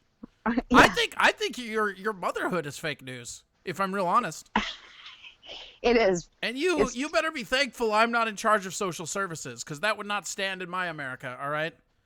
You just any food the kid eats is cool. Like, that's exactly how you raise a kid to eat poison. You understand me? Do better. Your kid deserves better than this. He's going to grow up to be one of the people who flies well when he gets sick. You are fake mom. That's your new name here. Fake mom. Fake mom. It's like fake news. You are fake mom. I probably am a fake mom. He told me I was like, oh, Jesus, there go all the future therapy bills. Like, fuck your college fund. If I'm your best friend, kid, you're going to spend your 20s in therapy, not a dorm. So this kid better be rooting that you are his mom. Because it's either college and a couche life or therapy. You decide, kid. Oh my God, he's fantastic. He's so good. And he also, this is a weird thing. He's entered this phase now where he's into smashing and smushing stuff like ants and slugs and living things that he can find. So a serial killer. You're raising a serial killer with no worldly knowledge or consequences. Yeah, and I asked him, well, so he knows what death is, and this was a freaky, like, maybe kids see ghosts moment for me, because I told him my brother had a dog that passed away, and so he was like, I think not even 4 yet, and we were going to go over to my brother's house for dinner, and he was asking me, like, he goes, I want to see the dog, and I said, well, you can't see the dog tonight, and he goes, but I want to give him treats when I go over there, I want to see Eli's dog, and I said, well, he's not going to be there, and he goes, but I want to see the dog, and I go, listen, the dog is dead. And he made this face at me like he knew exactly what the fuck I meant. And I go, do you know what that means when something is dead, when somebody dies? And he goes, yep. It means he went to another place. And here's the fucked up thing. Like another house? He just thinks like the neighbors own that dog now? No, here's the fucked up thing is he doesn't use the word went. When he talks about going someplace in the past tense, he says goed. He goed there. I goed there. But he took his pacifier out of his mouth, looked me dead in the eye, and goes, yep, it means he went to another place, Mom. So you think he was possessed by a ghost that knew the brevity of life and death? I don't fucking know. And he was sad. He took his pacifier out of his mouth and he started doing hardcore equations. And then, no, but he understood that he wasn't going to see that dog again. And Peter and I have not talked to him about, like, life and death and what that means, because I didn't think he was old enough to get it. Well, it seems like you have a really uncomfortable conversation with your daycare provider ahead of you. Yeah, right? I thought Josh taking his dick out in class was the uncomfortable conversation. Wait, what? Talk about this. Oh, my God. So many times. Okay, so the first time he took his wiener out of his diaper while he was lying on his cot at nap time, and it was July. And we had it last July, and his teacher pulled us aside and was like, Josh was doing a little body exploring today. I don't know if he's doing that at home, but... Oh, sure. When you're 4, it's fine, but in high school, you got to leave the classroom. I see how this goes. Fuck the system. So we had a little talk about it, and then Also, who says wiener? What are you, 10? That's what he calls it. And I also 4. don't know where he learned that. So, yeah, I'm 4. And then months went by, no incidences, and then in November... his teacher was like, okay, so we had a little issue again. This time Josh was on his cot and he had his penis out, and we talked to him about, that just being private. And so we had a conversation with him when we got home, and I was like, okay, how do I frame this in a way that isn't going to be like shaming or whatever? And I said, listen, when you're at school, the only place you take your penis out of your diaper is when you're in the bathroom. Otherwise, it stays in your pants. Got it? And he was like, yep. And then the next day that he came home from daycare, I said, did your pee-pee stay in your diaper today? And he goes, nope. And my my husband goes, because you took it out when you went to the bathroom. And he goes, uh-huh. And I go, oh, okay. But did you also take it out while you were on your cot at nap time? And he goes, oh, yeah. Oh, yeah. And that was the moment I realized he probably takes it out every day. He's just only been caught twice. Yeah, it's like getting comfortable. Some people, he's probably just a kid that eventually is going to sleep in the nude. Yeah. I remember that, like, as a kid, when I was little, my mom made me wear these fucking footy pajamas, right? Yeah. And, like, everybody loves these fucking footy pajamas. Like, it's a big trend for adults to get back in them. I fucking hated them, right? No, they're terrible. They're fucking terrible. You can't breathe. I used to cut off the feet of them so that I could use them for slippers to slide down the hardwood floor. Yeah. Like, I used to, like, basically just make them, like, fucking mini skate pads. But, like, one of the craziest moments I remember as a kid, I was, like, 8, maybe 7. And I was like, man, fuck these pee jams. And I just took them off and threw them on the fucking floor and went to bed. And the next day, nobody said shit. And I was like, I ain't never wearing those again. No. So when I, like for the rest of my childhood, up until I was able to just, like, dress myself, I guess, I would walk into my room and I would take off my footy pajamas like it was a fucking work day and I was slipping into house pants. I think that is for sure going to be my kid. And then the other day I had the sprinkler on and he goes, I need to take my clothes off. And I go, okay. And he goes, I need to get my whole self wet. And I go, okay. And he goes, my penis. I was like, yep, that's part of your whole self, isn't it? So you just let him play outside naked in the sprinkler? Like, you must have very weird neighbors. I don't know. He's 4. He's a baby. Yeah, I suppose. So yeah, that's my life with this kid. And this is the COVID comedy bit is like his whole approach. Like, he doesn't. I keep thinking that I've explained things to him in a way that he'll understand and will make sense and we can go forward from there. But every day, actually every 5 minutes, it's like somebody hits the reset button in his brain and then we have to start all over. And he doesn't, like, we were the soccer ball. This is earlier in the spring. And it was still, there was like still some snow on the ground. Yeah, Savage Dragon D says, wait, he's 4 and still uses a pacifier and takes his penis out in class? That's a weird combo. Like, I know. He'll take his dick out, but, like, the pacifier stays in. This is like, you're growing like a fucking deviant is what you're doing. Here's the thing with that. Every single ultrasound photo from the time that I was like 8 weeks pregnant, he has had his thumb in his mouth. Like, it's just a thing. That's a comfort thing for him. Some kids will never take a pacifier. You can get them to if you wanted to. And my kid, just from the minute he had thumbs, he had one in his mouth. And for whatever Texas reason, Theft just asked, Corey, are you weirdly uncomfortable around toddlers naked? No, I'm not around toddlers naked. How would I know? Like, do you think I work at a Chuck E. Cheese or something? I grew up in the 80s. I thought that was what all toddlers did. Yeah? Run naked in the sprinkler? Ellie Mae says, yeah, kids that age need to hear things like 200 times to retain information. They're like a cute little Alzheimer's patient. They are. Wait, hold on. Texas Theft, this is your last Tuesday? Why is that? See, this is what we do. We interview, and then we address the chat. We just roll back and forth. Let everybody keep being everybody. When do you think you're going to be like, all right, like, because eventually if he keeps, like, taking his dick out, you're going to have to cut it off, right? Well, probably, yeah. So when's the point of, like, Sawzall? Like, when are you, like, when's the hard line? 7? 8? I don't know. My husband just brought, I'm in my backyard. My husband just brought my puppy out for his late night pee. Oh. He just laid down in the grass. So everyone in your family whips up their penis in the yard. Pretty much. Okay. The dog just came out to pee, like, he's like, or I could just lay down. Fuck you. He's pretty adorable, but he's tiny. I keep losing him. All right, well, we're going to have to let you go. Let people know where they can find you. So Elise Cole Comedy, that's my handle on Instagram, and I'm just Elise Cole on Facebook. And It's I just guess now it's I just have your name. Actually, yeah, Yeah, it's maybe just my don't name. tell these people where to find you. These people are fucking assholes. Yes. Matt S. Miniature Horse wants to see the puppy. Well, if I knew how to put a photo on here, I would show Do you have a but I pup? don't. Okay, do you have a picture on your Facebook of the puppy? I can do that for you. Yes, I do. Where would it be? Probably in pictures. I'm good at the internet.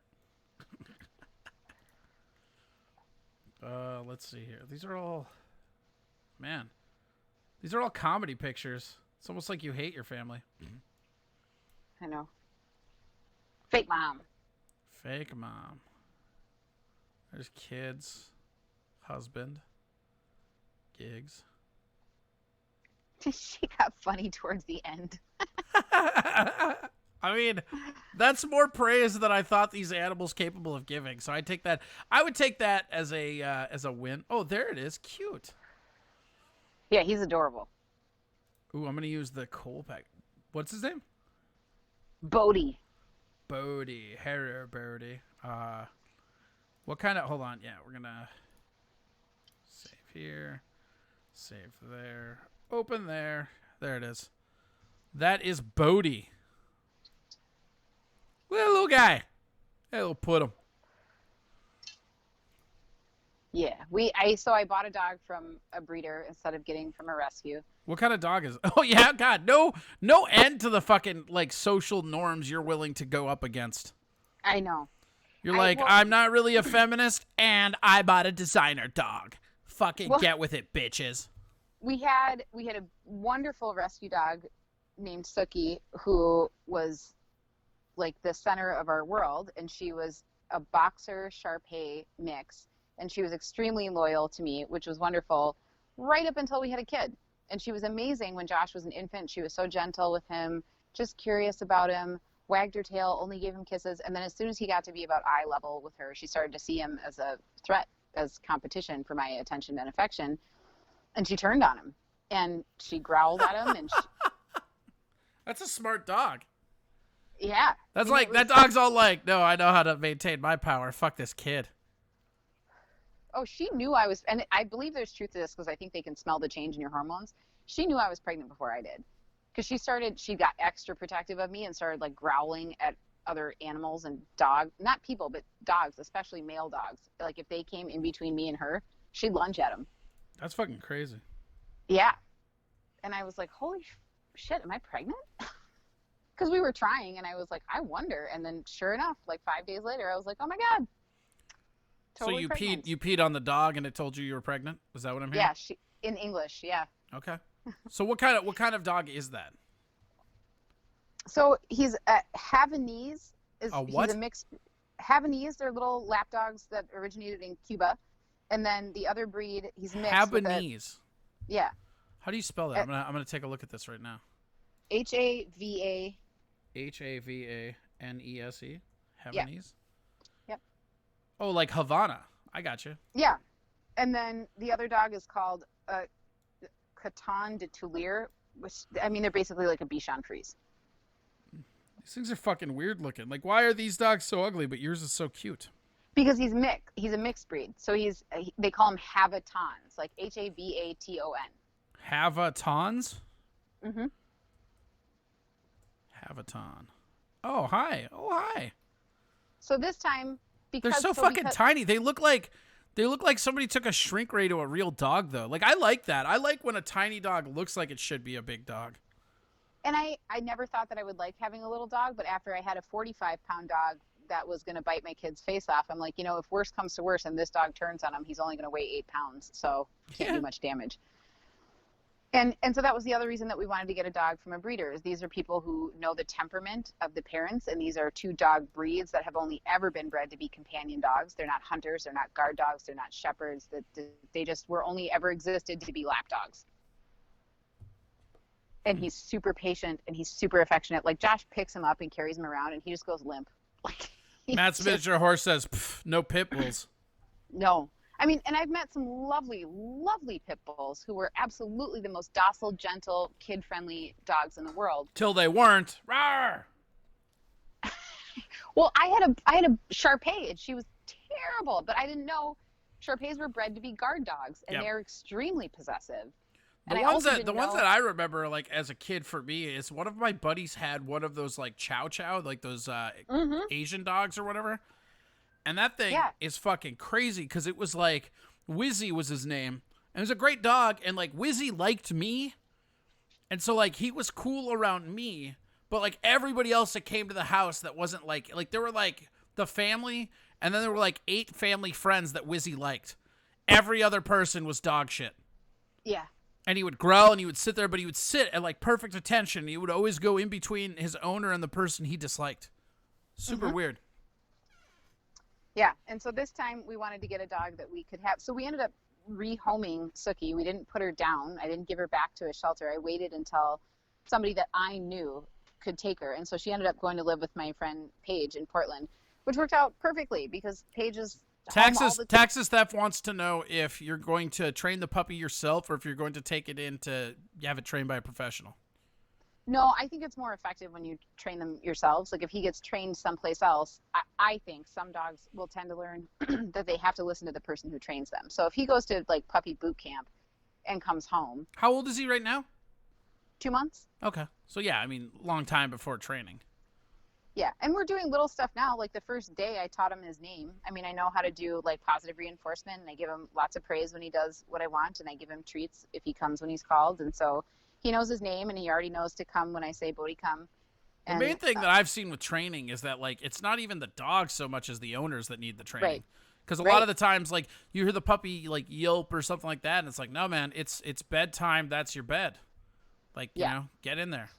And we had a little bit of training. We did hire a dog trainer to come work with us when I was pregnant because Sookie was getting so out of control. And so we had several months of like one-on-one dog training. And she basically told us like, you screwed up from the beginning because your dog thinks that this is a democracy. There's no leader in this pack. She thinks she's part of the decision-making process here, so she doesn't have to listen to you. Right. And we were like, oh shit. It's an interesting thing to learn about your marriage too, is your dog doesn't even know who's in charge.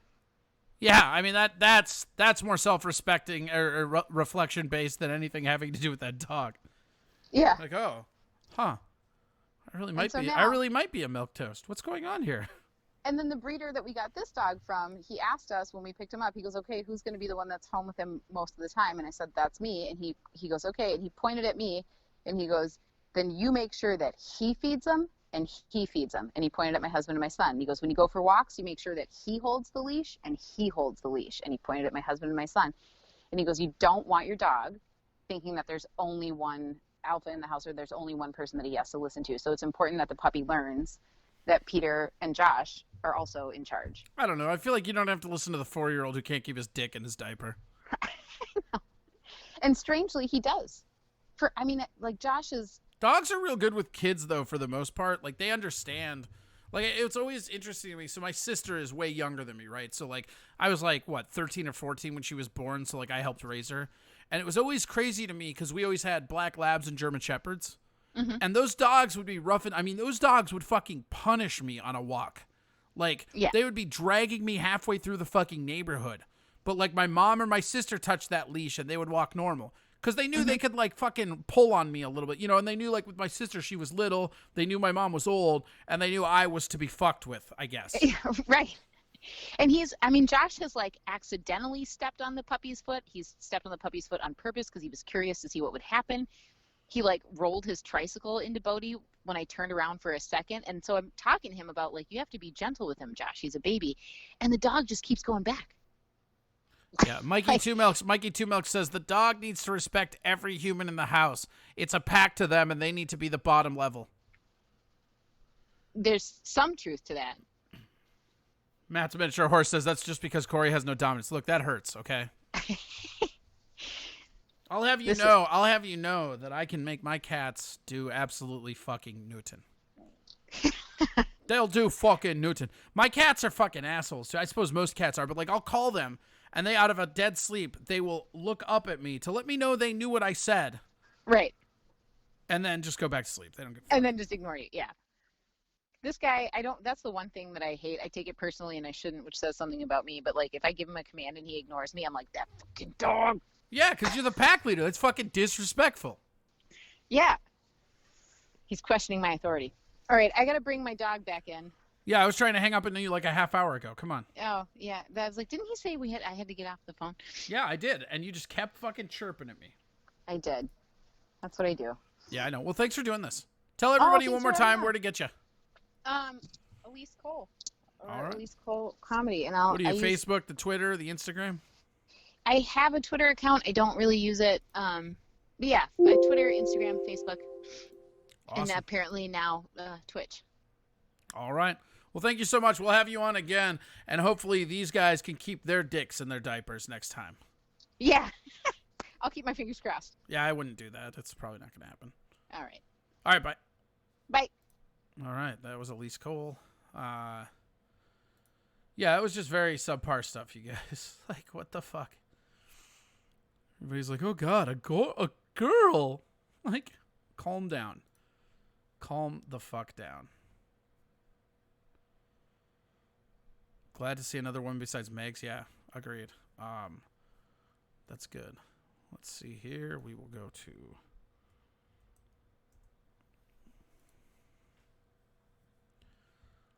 Let's see here. What do we want to do? Let's call Tom. Tom out of the way. We also had Mary Mac. Mary Mac was awesome.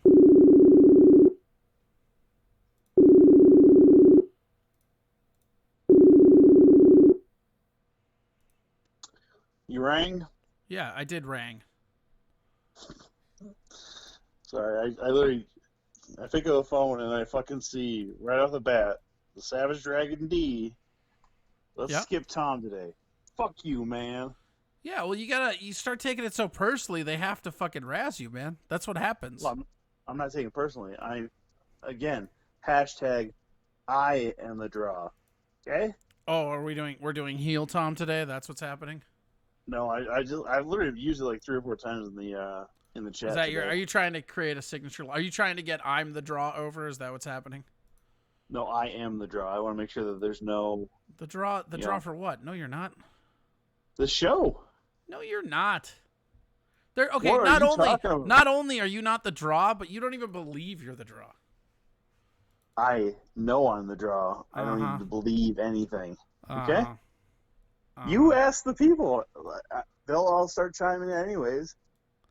They will They start all- chiming in anyways. That is accurate. Yeah. Monkey Tumos, you fuck. Tom, I'm Oh, turning the you- alert box on for you, so I just want you to know. Fuck you. All right, fair enough. So, Tom is definitely the draw. Well, they're on your side, I guess. yeah, see? They know. They know nothing.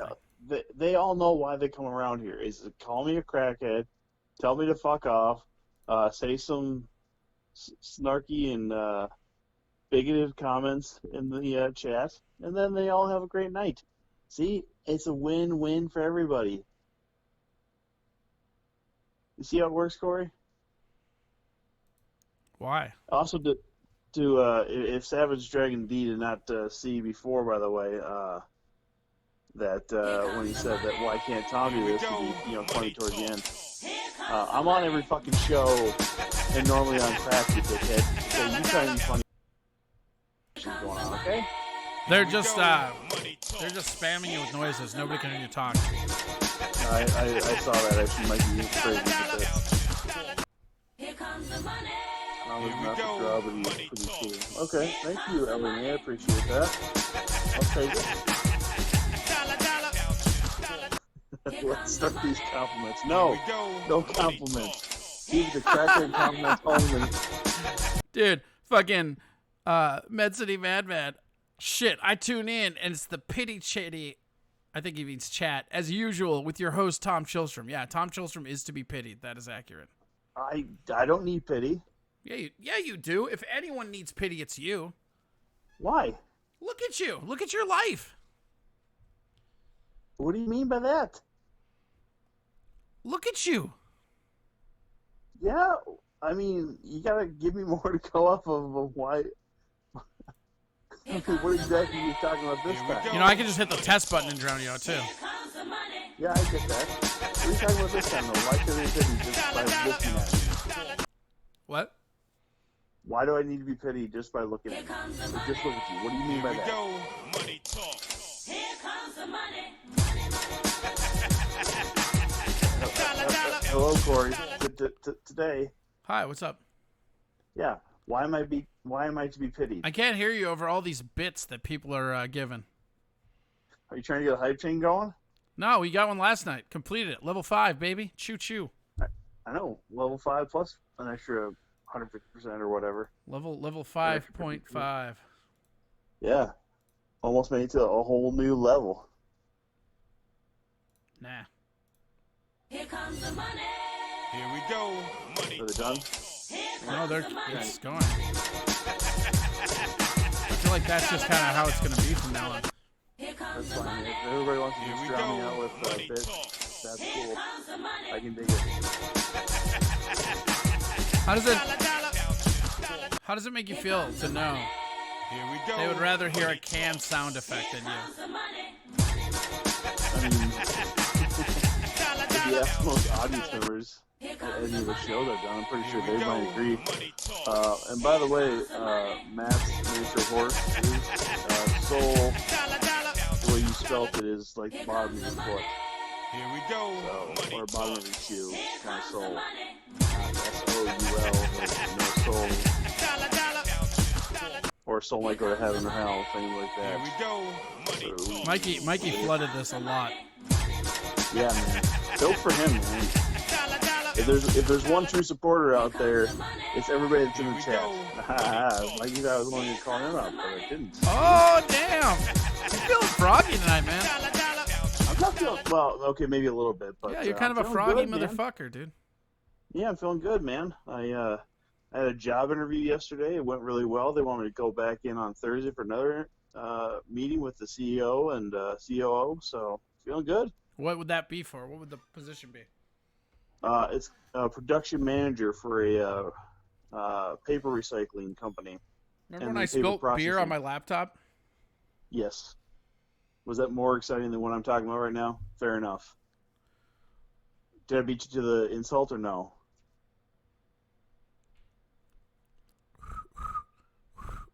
You still just listen to bits come in or what? Yeah. Still just listening to bits. Okay, fair enough. So you Skull Fox says, Jesus Christ, Tom, a manager? I'm a manager right now, you dicks. Yeah, but it doesn't seem like you deserve to be. I'm a... Okay. God damn it, that caught me off guard like real quick, motherfucker. Damn. That was funny though. I'll give you that, man. That was funny. Yeah? I've been a manager actually at most places I've worked. Here Or we in go. charge or Money supervisor people Here comes the money. at most places. And that goes all the way back to the first job I had, so Oh, yeah? yeah, man. What was your first lead- job you ever had? Shift lead. Well, after a month of being there, it turned into a shift lead. But at Fun City, up in Otsego. Like, I feel like Fun City had to change their name the moment they employed you. Actually, what it was, and one of the reasons I was hired is because I was 16.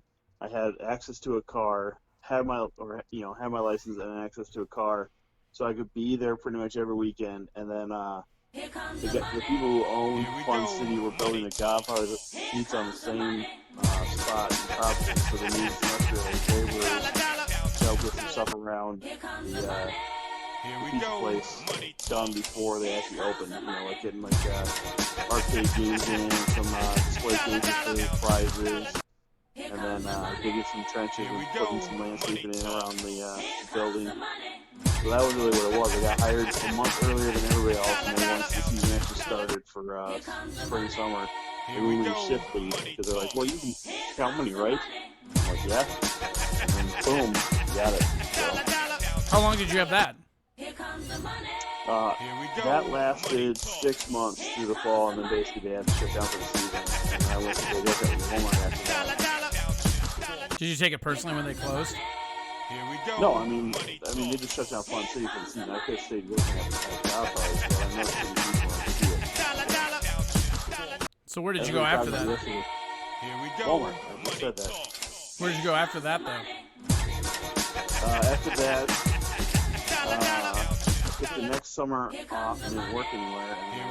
And had 2 shifts at Hardee's. Got mildly sexually harassed by one of the managers. So I quit there. And then went to go work. You have a lot of places you've quit.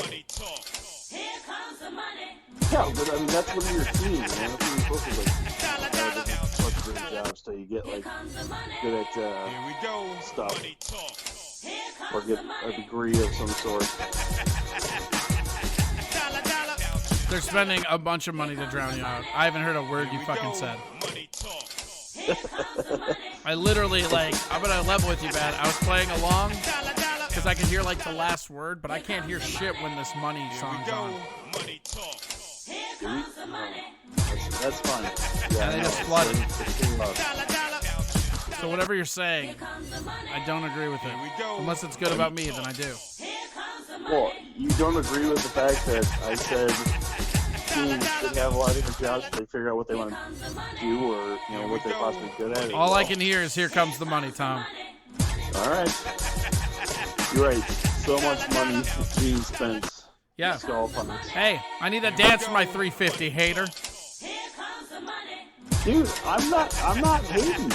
I'm not hating at all, man. You hate it because you ain't it. You hate it because you ain't it. Texas stuff. Next caller. All right, man. Here comes the money. Here we go. Money talk. Here comes the money. Yeah, Mikey, you know it's not played out until it's over. I get it. It's all good. Look at Corey go. Look at Corey go. Yeah, here I goes. Here comes the money. Is it still playing? Here we go. Here comes the money. Here comes the money. What's really funny about this is Here comes the money. this noise got a copyright strike. Here comes the money. I didn't know they could do that unless you got past a certain point in the song. They can, dude. YouTube is fucking crazy, man. Here we go. So when it's, what, yesterday's episode or whatever? Yeah. Yeah, that's the crazy thing. That's why a lot of, when you hear, Here we go. Money talk. like radio shows, when it's something that's not normally played, you know, so like something that hasn't released to a single before, they only play like a little snippet or it's like background Here we noise. go. Money So talk. faint that you can hardly recognize it.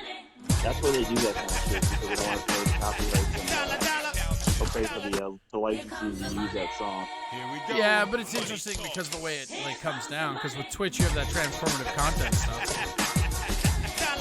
Right. Here comes the money. Here we go. Money talk. So, Here comes but yeah, man.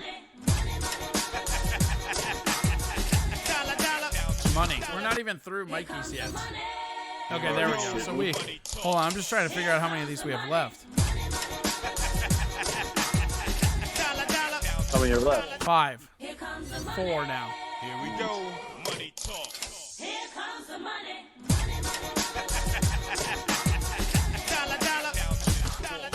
Here comes the money. 4 now. Here we go. Money talk. Oh, there goes Mikey. Okay, now there's restacking them. Motherfucker. And Texas Theft got in there too. Wow. Okay. Here we go.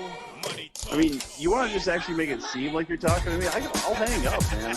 I'll just They'll hang know. up. They'll know if you hang up, Tom. They can hear you intermittently between them. Here we go. Money talk. They know nothing. I want you. I want you to be present but not heard. Here comes the money. Here we go. Money talk. Here comes the money. You know, I'm getting private chat, by the way, from some of the people in the chat Here that comes are just begging for this shit to Money stop. talk. Here comes the money. Well, thanks to Mikey 2 Milks, it won't. Hey, you know, he can do whatever he wants. Here He's we Mikey go. 2 Milks. Money talk. Here comes the money. Dollar bill, y'all. Here comes the money. Here we go. Money talk. Here comes the money. So should I That just, dream, like, Ellie, read- that dream better been about giving me B. Grizzly's Here we pizza go. crust. Money talk. Here comes Say what? the money. Say again? Here comes the Corey, what did you say? Oh my God, I can't even think. Here comes the money. Did he got you too much money? Looks like you're getting a headache from it, man. You doing okay? Here we go. No, I am getting a little bit of a headache from it. Let's be honest.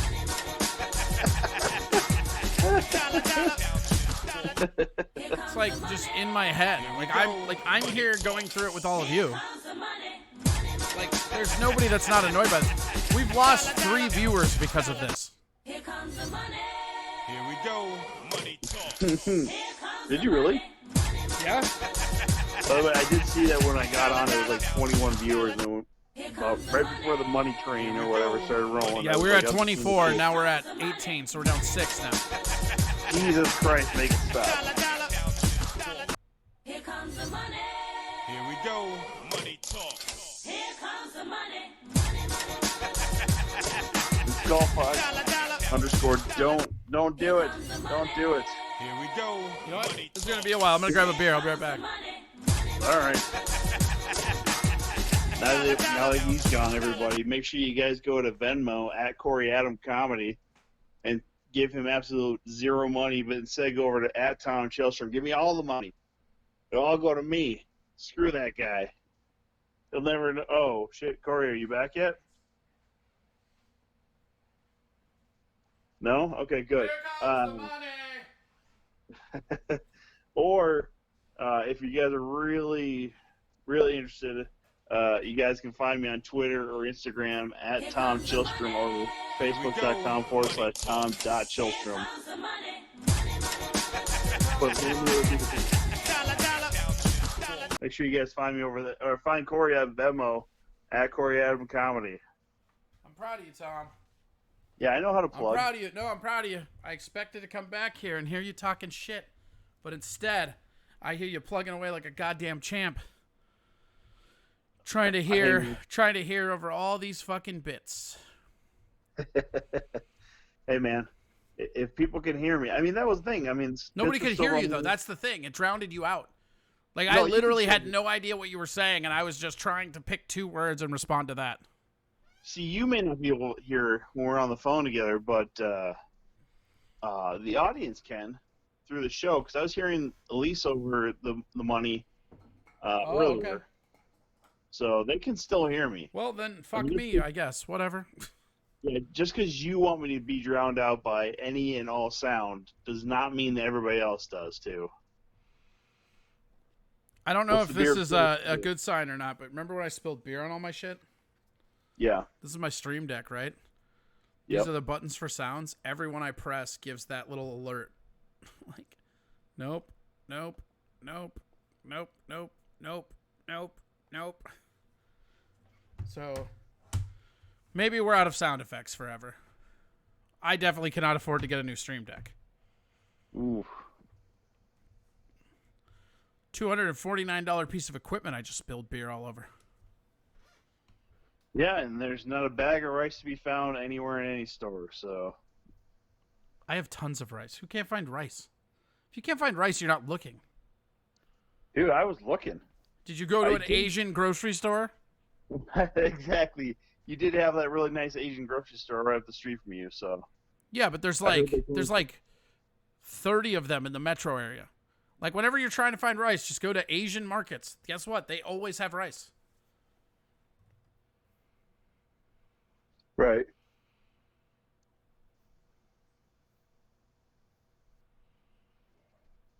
Look at What that. do you mean, Even, Stan? even Margaret Blaylock got rice, Tom. Once again, you are behind Margaret Blaylock. Well, to be honest with you, I already had rice anyways, so... I think if we were doing a power rankings of the show, you would be just under Margaret Blaylock. Shut your fucking mouth, Corey. Or what? Or what?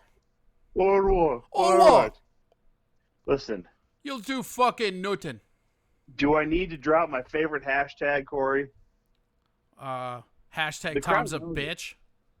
Hashtag I am the draw, No, okay? you're not anything. The only Don't thing say you I'm draw, the anything. only thing you draw are baths, which you're too ashamed of to admit. Oh shit! Oh shit! See, I'm ad-libbing my own sound effects. What a dork! I'm just gonna. That's what I'm doing from now on. Where are my sound effects? I'm just going to ad lib them from now on. By the way, Savage. Wah, wah, wah, wah, wah, wah. You can't. They can't monitor you through my accounts. That doesn't make sense. You're doing terrific. Oh shit! Here comes the money. Money talk. Here comes the money. Money, money, Dollar, dollar. Yeah, it was one bit. by Mikey. Excuse me, bitch. Wow. What? Did I ever tell you, by the way, that actually sounded like Margaret every time you would hit that noise? My man. Apology accepted. From time to time. You gotta growl more if you're gonna do Savage, man. From time to You are time, fake you gotta- news. You're fake Wah, news. wah, wah, wah, wah, wah. Listen, man, you can't just do your own soundboard all the time.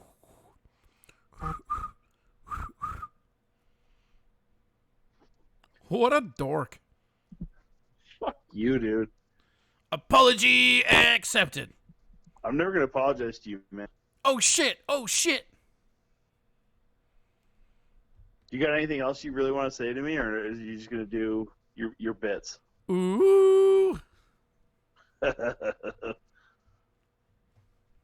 Wah, wah, wah, wah, wah, wah, wah, wah, wah, wah, wah, wah. Okay. Boo. Don't. No, fuck you.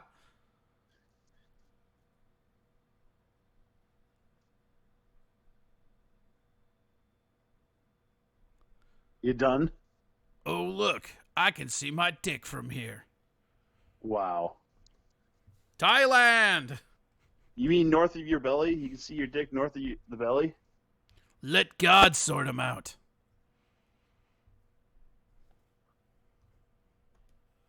Or what? Or what?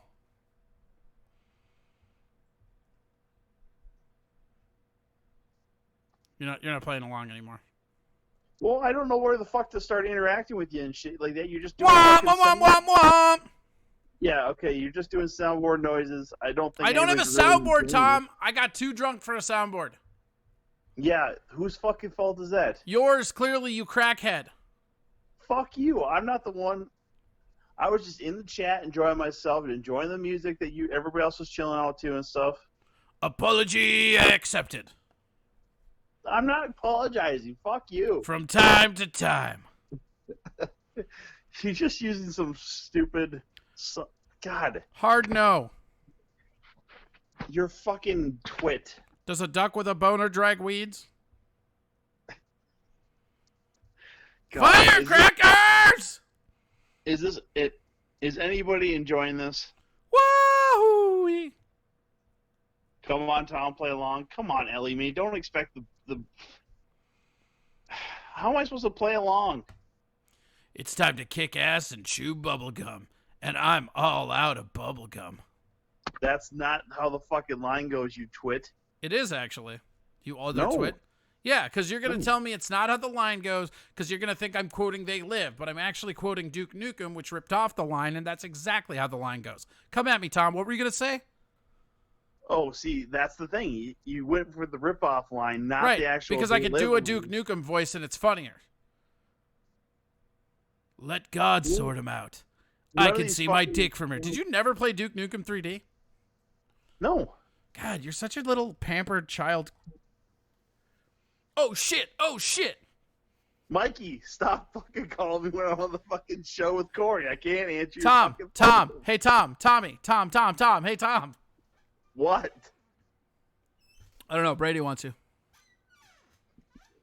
Yeah, what's up? Yeah, Texas up. What's your question? Thailand.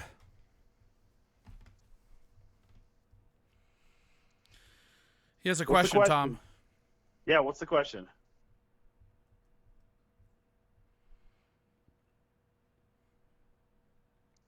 What's the question? Read it to me. I'm working here. Wah, wah, wah, wah, wah. Brady, what's your question? Or what? Or what?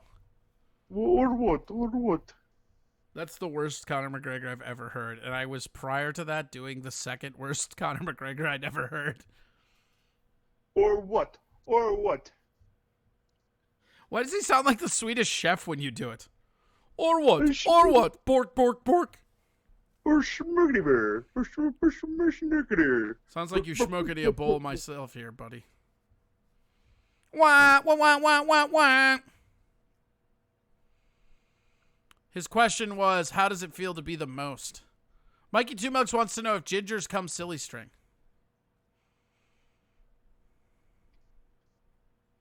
Dude, I don't know. That's an interesting question. I've never been asked that question.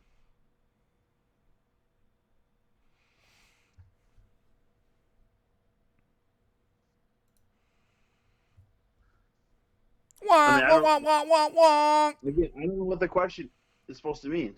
Ba-doom, How does it feel to be the most? You mean the most badass? You are fake news. The most rip-roaringest son of a gun there is? Yeah, I'm the most that. Boo! Boo! Fuck you, Corey. Apology accepted. From time to time. Is that enough grumble for you? It's getting better. All right. You're doing terrific. How does it feel to be the most, Tom? Answer the fucking question. I just said it fucking is awesome.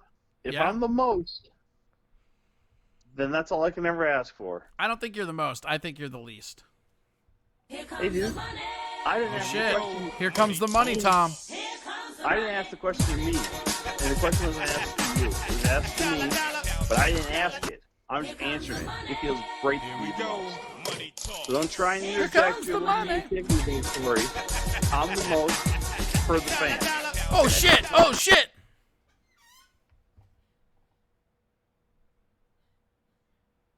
The most Wah, Tom. wah, Yeah, wah, wah, wah. I mean, by the most Tom, you mean like overweight? I am that, yeah. But You're not, Tom, you're not overweight. You're just under tall. says the short guy. Or what? Or what? Yeah, fuck off. You'll do fucking nothing. Right. Yeah. You know, this is really helping with push along. Why I'm not considered funny by some of the crowd members and stuff. Well, so be funny. I'm trying to, but I can't fucking be funny and still have your stupid soundboard ass fucking going all the time. You could if you rolled with the punches, Tom. You don't have to lean into every hook you see. You can use some head movement, man. You don't have to stand in the pocket. I'm trying to dodge and bob and weave here and shit like that, but where the fuck am I supposed to go with this? You tell me. You're the artist. Feels more like shadow boxing than it does real fucking boxing. Give me something to go with. Fucking Christ, man. Everybody wonders why everybody else is so much funnier than I am and shit like that, man. Just taking some fucking commentary, some questions and shit like that. Oh, shit. Oh, shit.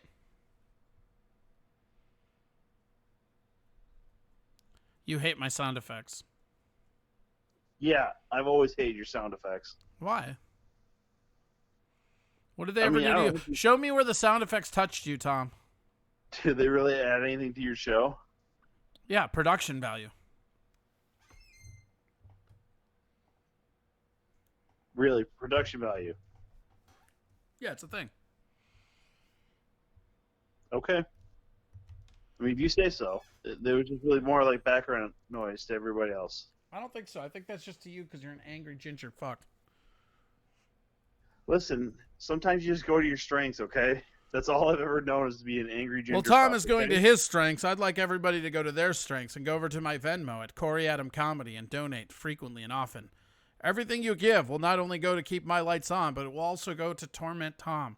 And ask yourself this. Is Tom the kind of guy that deserves to not live in a living hell? No, he does not. Venmo, Corey Adam Comedy. CoreyAdamComedy at gmail.com at PayPal. Now back to Tom. So you're saying Wah, you deserve wah, more- wah, wah, wah. God, I walked right into that, didn't I? Oh, shit. Oh, shit. Excuse me, bitch. Oh, look at that. I can see my dick from here.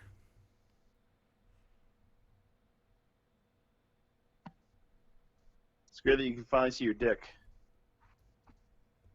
Right? I thought it was gone. I thought I had this really weird knobby pubic hair, and then I peed out of it.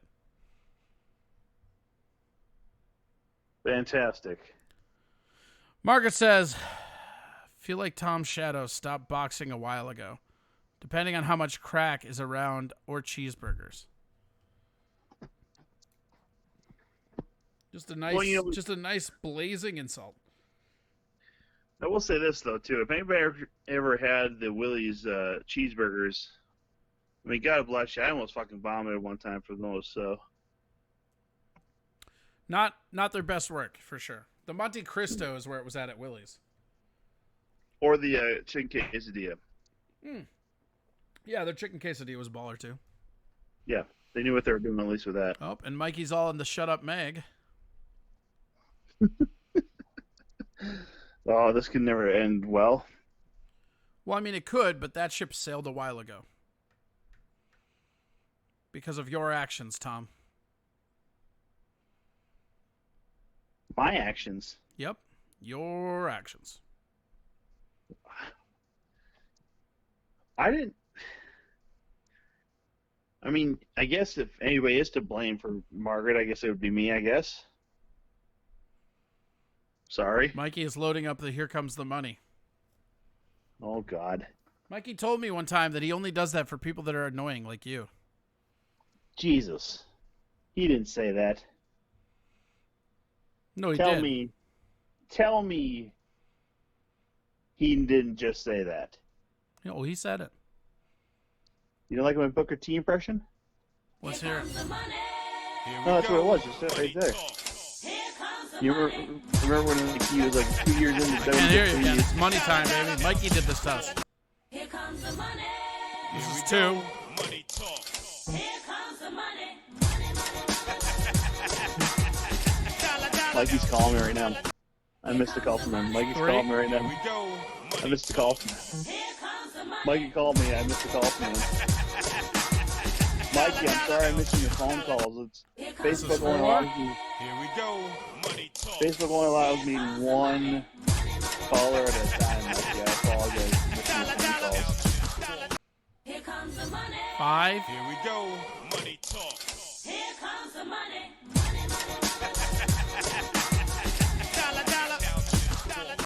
Here comes the money. Here we go. Money talk. Here comes the money. We're done? No, the money's still coming in, bro. We got 1, 2, 3, 4, 5, 6, 7 left. Here comes the Taxes money. left. You still got, Here you we got go. another question? What is it, bud? Here comes the money.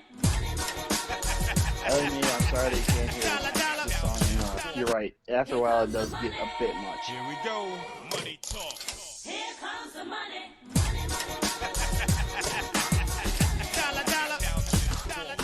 Here comes the money.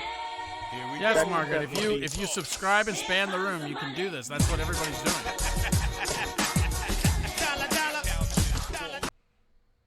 Everyone can spam the room with money. That's been made very blatantly clear since the beginning of the show.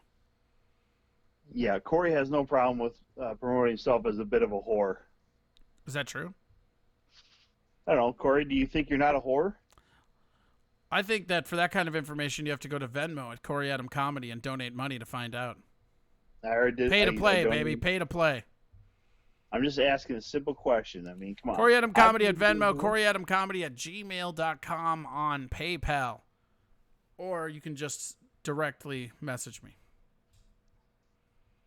Yes, Audrey, you're correct. There are worse bands than REM. Name 3. Worse than REM? Yeah. Here comes Ooh, the money. you don't really want to know my Here we opinion go. on that, do you? Money talk. Ooh, hold on. We have 3 more.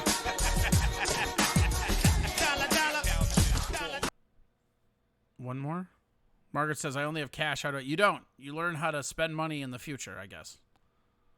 What? Okay, 3 bands. Go. What are you gonna say? Something super controversial? Because you Here let up comes with the that. money. Wait, hold on. Here we go. Here comes the money. Talk. Here comes the the money. Money, money, money.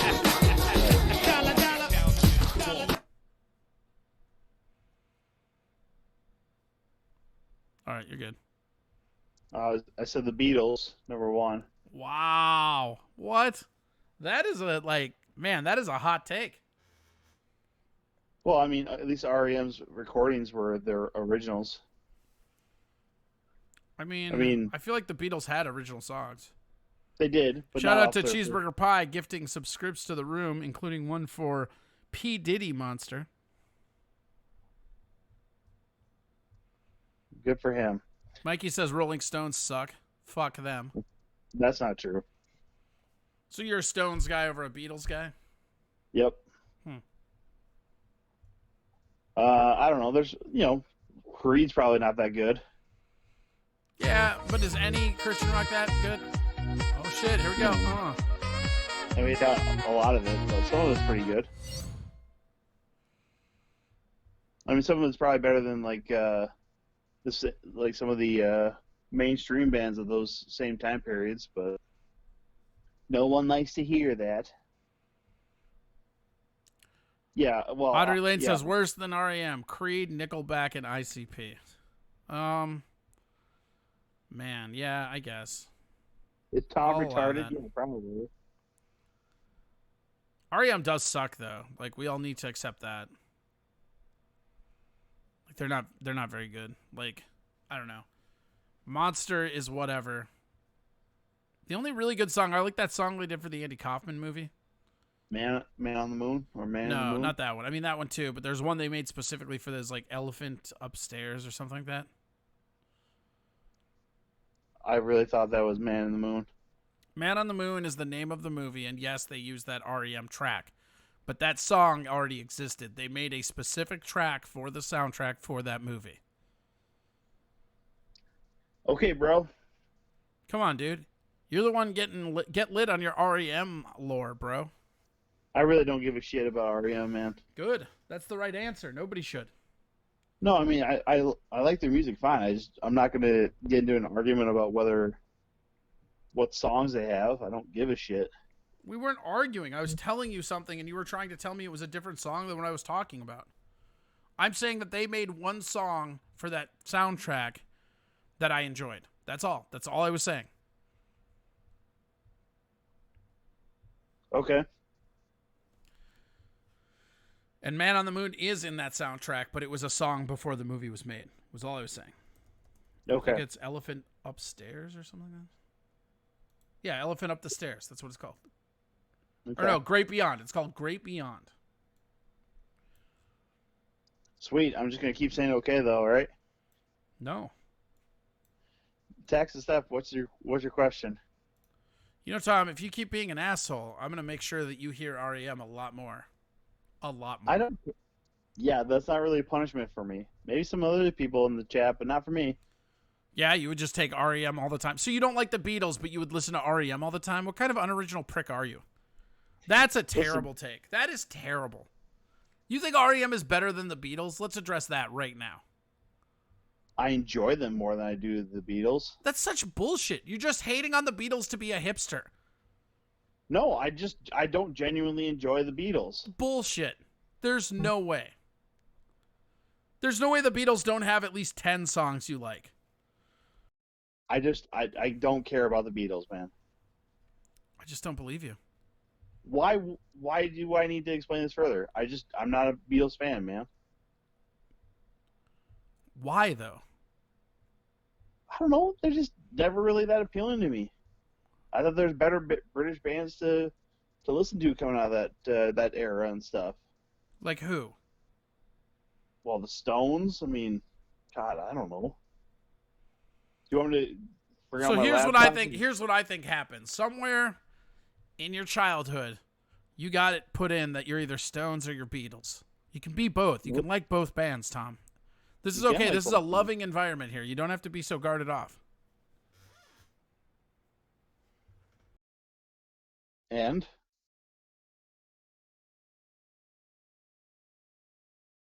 listen, I just don't care for the Beatles, man. I think that they're overhyped. I think everybody got into this bandwagon that they just had to fucking But like, Just okay, say- I can accept the overhype, right? Like I get that. Right. But I mean, like, I if think- you don't listen to Sgt. Pepper's Lonely Hearts Club, I mean, like that album is not only technically amazing, but like the music is like it's the basis for what everything became. And here's the thing, I'm not a Stones or Beatles guys. I like them both. I really like that album. Was it Exile on Main Street? So that's a Stones album, right? Sure. What do you mean, sure? You're the one advocating the Stones. You don't even know the Stones? Do you know anything about music, Tom? You mean how to play music?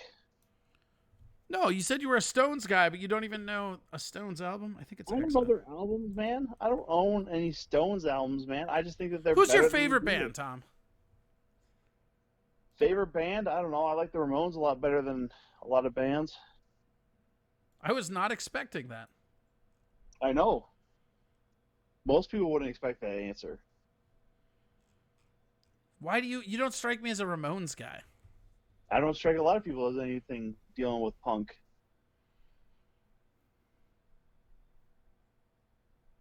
I mean, I know I like the Clash a lot better than I do than a lot of bands too. I mean, even the stuff that got more pop and rock chart play than anything else dealing with punk, but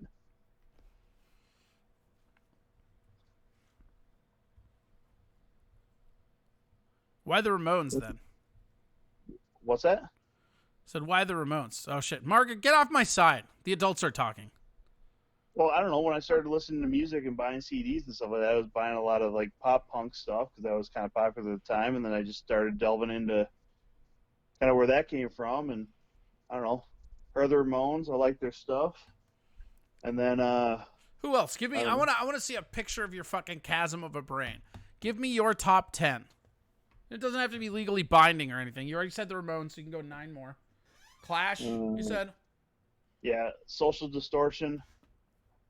All right, that's a great band. I'm into that. I mean, you're gonna hate it, but MXPX. Shut the fuck up, really? Yeah, because I mean that's a good. Because they were Christian rock? Yeah, because at the time, like they were, all their songs. Did I were on ever, two did I ever pianos. tell you about the time I saw them? Well, I mean, anybody could have seen him like in the '90s going to Warped Tour or whatever. No, so I saw them at the Excel Energy Center, and it was MXPX, Cypress Hill, and The Offspring. Oh yeah, I heard about that. And The stuff. Offspring, it was the craziest concert I've ever been to. The Offspring was coming off of like the Americana album, like Pretty Fly for a White Guy, and they just moved on to whatever the second hit on that. Like it was their biggest album to date. It was at their apex, right? Yep.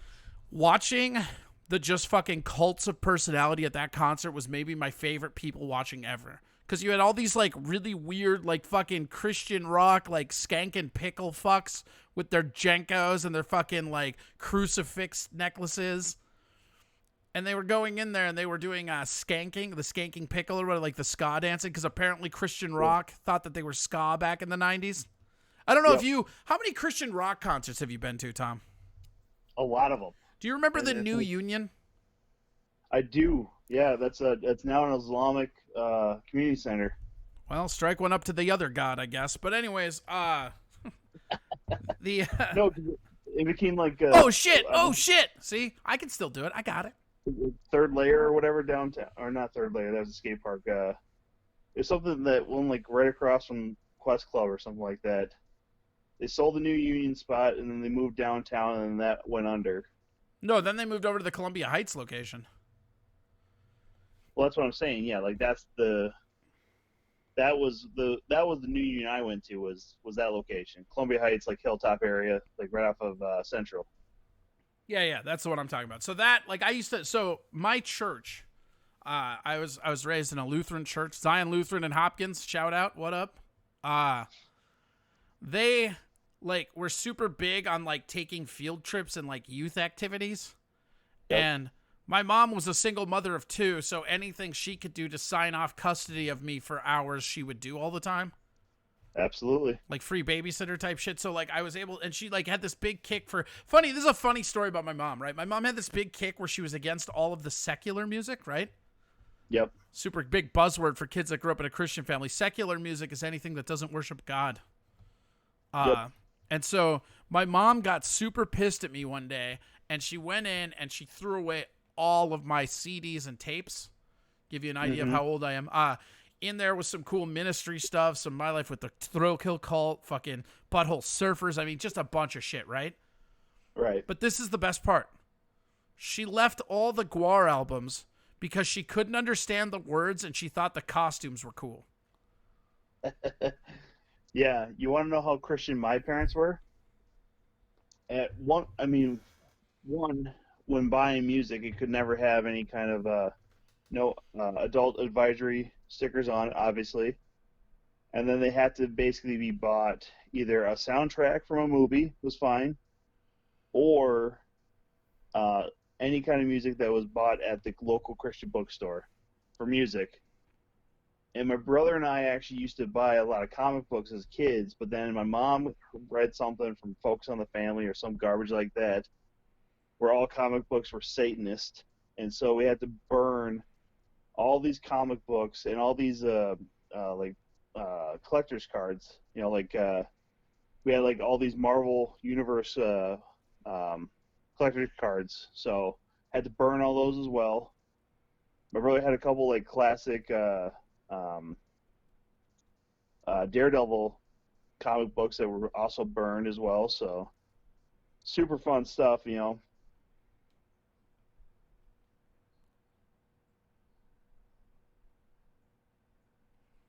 Or did I lose you? Or what? Or what? Sorry, I thought I lost you there. No, it's understandable. Yeah, it's the whole secular music is ridiculous. Right. And Like- then when I was growing up, all I could listen to was either Christian music or the oldie station. So Cool 108 was my jam back in the day.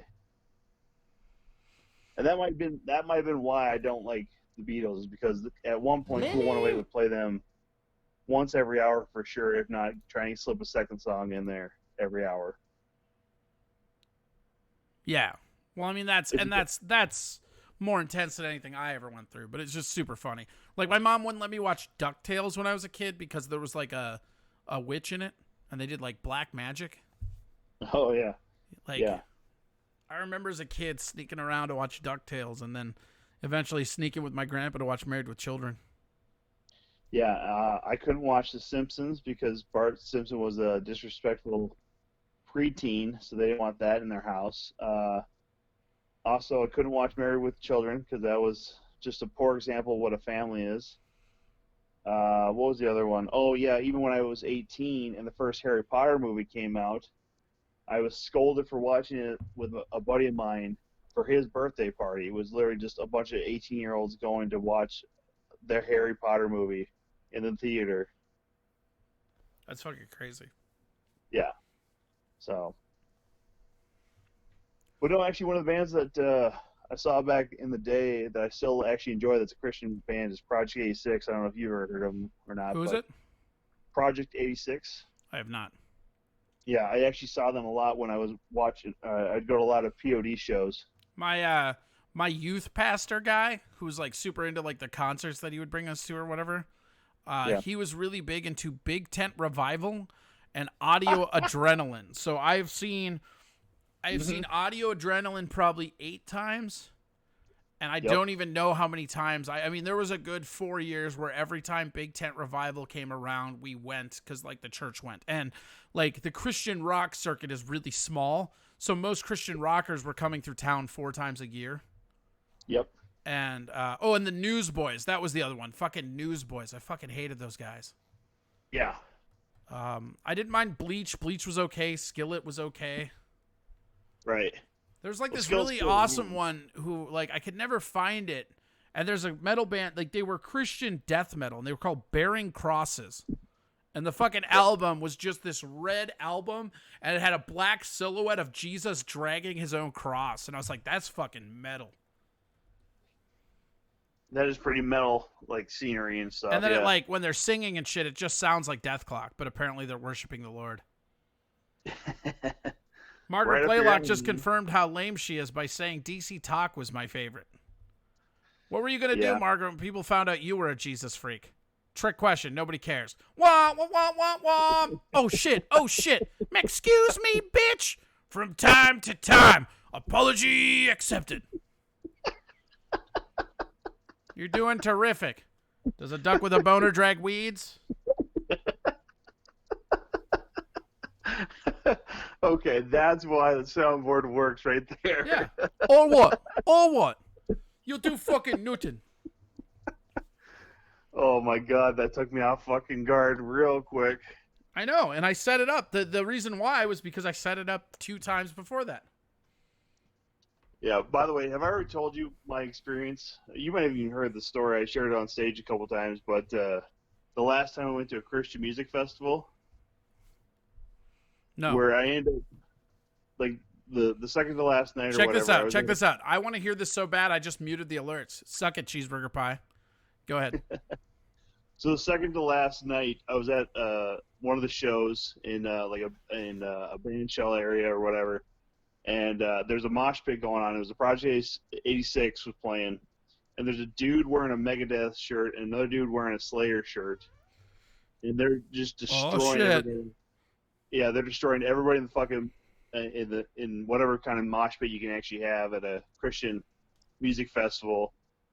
And like I go out there and I'm, shoulder to shoulder, and one of these dudes just drills me straight in the middle of the fucking back, and I get knocked down and I like fucking skin my chin like on the floor and stuff, and then I get back up and both these dudes are like looking at me like I'm gonna just fucking murder them. Apparently I got up and I just looked like I was just about ready to kill.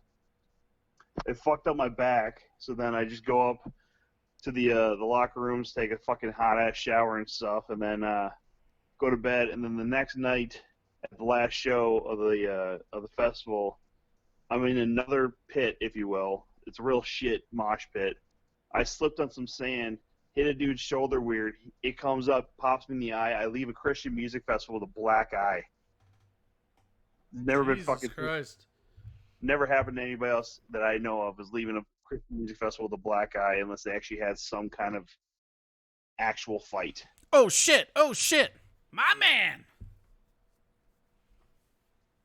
But I did get to see, and that's the thing too. I will say this: one of my favorite shows I ever did was a CD release party over at Triple Rock. Okay. And not because it was good for comedy and stuff like that, but it was just also the idea of getting up on stage and performing at the Triple Rock. I've performed comedy and music at the Triple Rock stage. Well, good for you. My high school band played there once, and then I played there as a comic once. Nice. And Yeah, by I was the way, pretty excited. actually, I was pretty excited to be there as a comic. Like it's like when I played the university theater. It's just like, or the varsity theater. It's just crazy. right. And also too, the reason I know the new union was I didn't really go to a lot of shows there, but one of my friends or some friends of mine were in a Christian band back in high school, and I was their roadie. Road it up, dog. Go get a road dog, son. Yeah, so I was always there, like dragging around drum kits and guitar cases and all this other stuff. So I think even one time when I had a grocery getter station wagon, I think I carried all the band's equipment, and then they all just drove another car. I'm like, well, this is weird. I have all their equipment, and they are all in another vehicle without their equipment going to the same show. It's like, okay. At least one of you guys could have rode with me, I guess, but... Word. Yeah, man. All right, well, hey, I'm going to let you go. I got some other stuff to get to. All right. So Good hanging out. get fucked, asshole. Yep, same to you. Goodbye. Goodbye. That was Tom. We like to abuse him because he smokes crack. All right. Let's see. There's one other thing. Let's go back to these beats.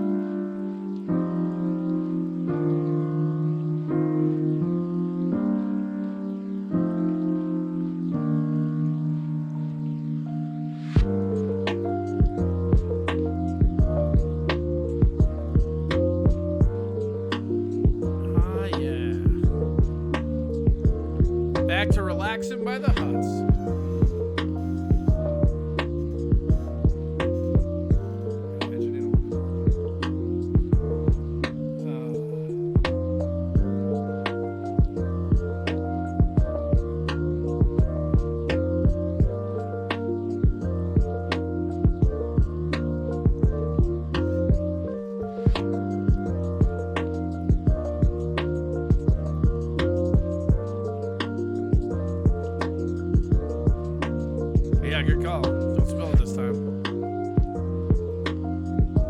It's kind of fun, right?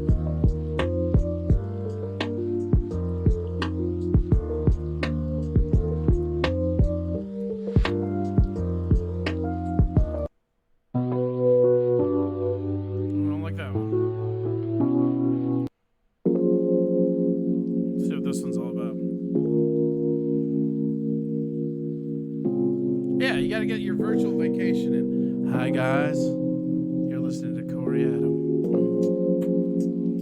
All right, here's the real question. How many people here listen, watch, or are fans of the Steel Toe Show? Press F to identify yourself. Pay respect to the Steel Toe Show.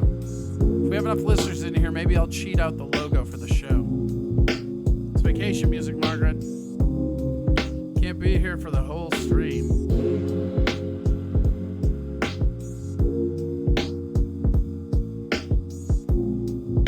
F sometimes is as good as all times. Now it's time for Pixel Sunrise.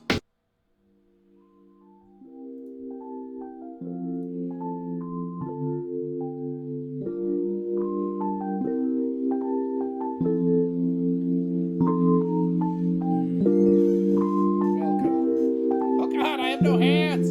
I have no hands! Ah! Ah, my hands! Oh, thank God. Oh God, they're gone again! Ah! All right, what do we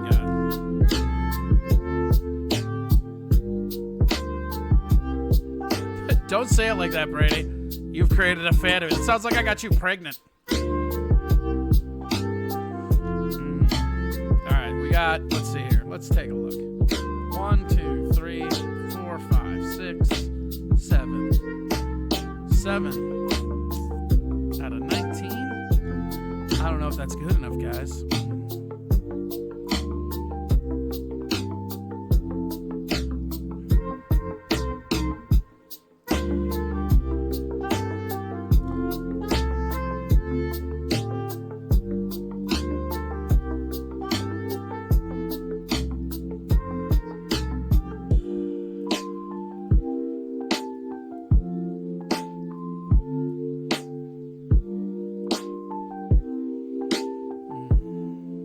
Sometimes you just gotta take in the sun. Sometimes life is gonna do you dirty. Sometimes you just need to look into that horizon. Just be like, fuck yeah, here we go. Get that stream beats. Don't forget to go to Stream Beats for all your unused content. This is fucking rad. This guy created a whole playlist. Harris, shout out to Harris Heller, creating the Stream Beats sound play file. None of this will get copy struck because he owns it and he made it free for air. Yeah.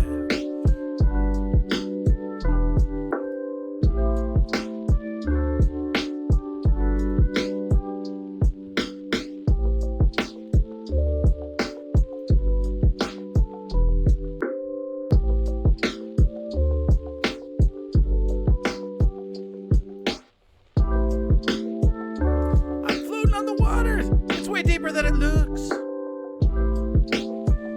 It's not intermission, it's a break from that rough and tumble life we're all just trying to get through. Give it to me. Give it to me again.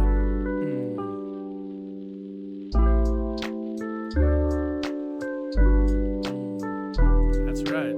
That is right.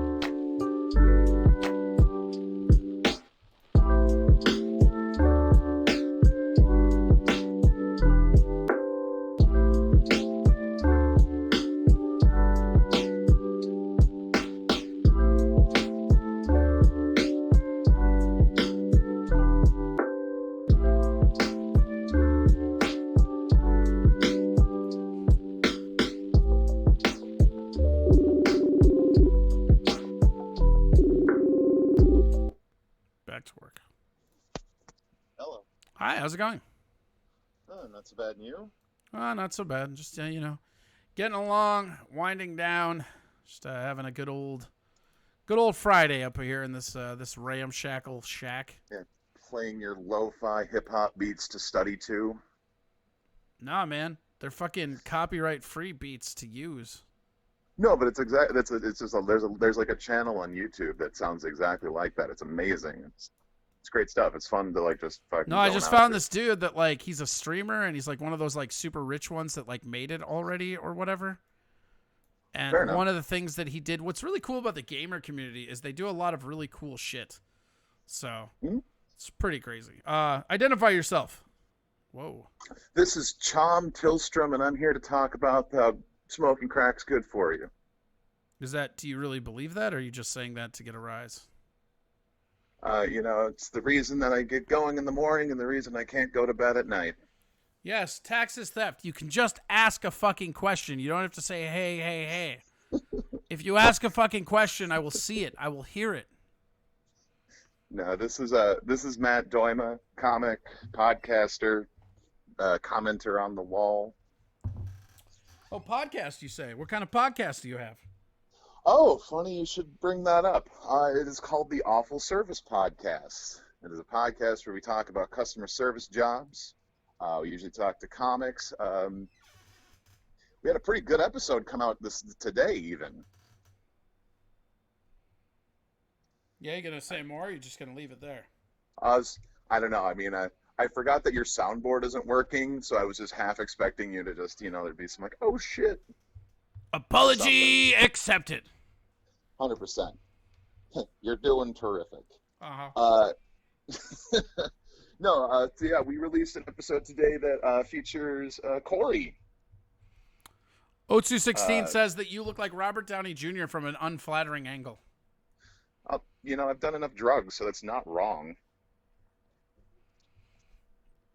So, they're really not wrong about that. Shit. Look at that. He talked all this shit, and then he didn't even ask me. What's up, dude? Yo, what's up? That's it. Right. No, dude. So yeah, we put an episode with Corey today, and Corey had so many stories that we're gonna have to actually have him come back on because I think we only got through like not even a third of your jobs. You didn't even hit college. Like, where did we stop? I think we stopped. Oh God, you're talking a little bit about Vegas, but we hopped around a little bit. There was also we got into some Perkins stories. The problem is that when you're trying to do something like that, Did we get okay? Let me hit for the cycle. Okay, did we get to Radio Shack? No. Did we get to Applebee's? No. Did we get to Fridays? No. Did we get to Red Robin? No. Did we get to TSN, which was a travel service network in which I sold timeshare? I think you did bring that up because was that the condo where the rants? Yep. Okay, we did bring it up again. We did jump around a bit though. So yeah, no. Did you get to where I was selling meat door to door? No, but that sounds like a job you would totally do. Did we get to where I was a bartender and gave everybody drinks underage at what used to be Nora's that was Triggs and is now a condo? No, not at all. I think most of our stuff. Did we get to where this is one of my favorite stories? At Nora's, I called no-showed, but my buddy needed a job, so I had him show up in my stead, and he got hired. So I no-called no-showed and replaced myself. I mean, at least that's pretty responsible. Well, I was moving to Vegas, and I was like, yeah, I'm not going. And I told my buddy, like, just show up there, let him know that I moved to Vegas, and you're supposed to have my job. Because, like, I'd been there for a while. Years later, I ran into Trig again when Norris switched over to Triggs, and he was laughing. He's like, oh, I fucking remember you. And I was like, was I that bad of an employee? He goes, yes, but I remember you because you're the only person I've ever seen staff his no-call, no-show. Yeah, it's pretty amazing, actually. That's a great story. So if you like those kind of stories, Twitch listeners, you should listen to the Awful Service podcast because that's the sort of stuff that we talk about on the show. Did we get when I walked out of the movie theater? No. Oh. We talked about the couple having sex in the Perkins. Yep. Shout out to Riverside Perkins. Yeah, that was pretty fucking crazy. Put the pussy on the table. How you were working at Suncoast Movies and somebody with a Best Buy logo on their tape tried to bring back Titanic. Oh yeah, that shit happened all the time. and then like you had to go get your manager who was going through a Don't give it all divorce. away. Don't give it all away. I know. Those are just a taste. Where do they go? Where do they go if they want to so hear that? Officers Podcast is on all major streaming platforms, so you can find it on What's Spotify. your favorite way to ingest it? I'm a Spotify man. I like Spotify. I use that a lot. Although you can also get it on iTunes. You get it on iHeartRadio. We are going to be starting to put stuff up on YouTube soon as well. So yours will probably be actually the first episode on YouTube for us. Yeah, and tell them who your co-hosts are, because one of the co-hosts people here love. This is true. We'll start with my co-host is Nathan Smezrud, who's a comic from Mankato, Minnesota. But then we also have third mics, the beloved goat of your Twitch stream, Joey Cocazello, who for some reason thought Christina Ricci was in My Cousin Vinny. We also have Rebecca Wilson and Andrew Whiteleitner, who are commentators, and then it is audio produced by Jalen Russell. So it's kind of a panel show. We talk about working customer-facing jobs, so things between waiting tables, working gas stations, but even a Tovar on, and he was talking about like all the complaints he's had to deal with as a mechanic. And that's still like the customer-facing job. So for us, especially people who like I barely know what a lug nut is, that was funny and fascinating. Nobody believes that you don't know what a lug nut is. Okay, I mean I'm being a bit hyperbolic. You never. No, not at all. It's out of my nature. No way. I have been drinking vodka sodas all night. So. Well, at least you didn't spill beer on your laptop. No, I was worried.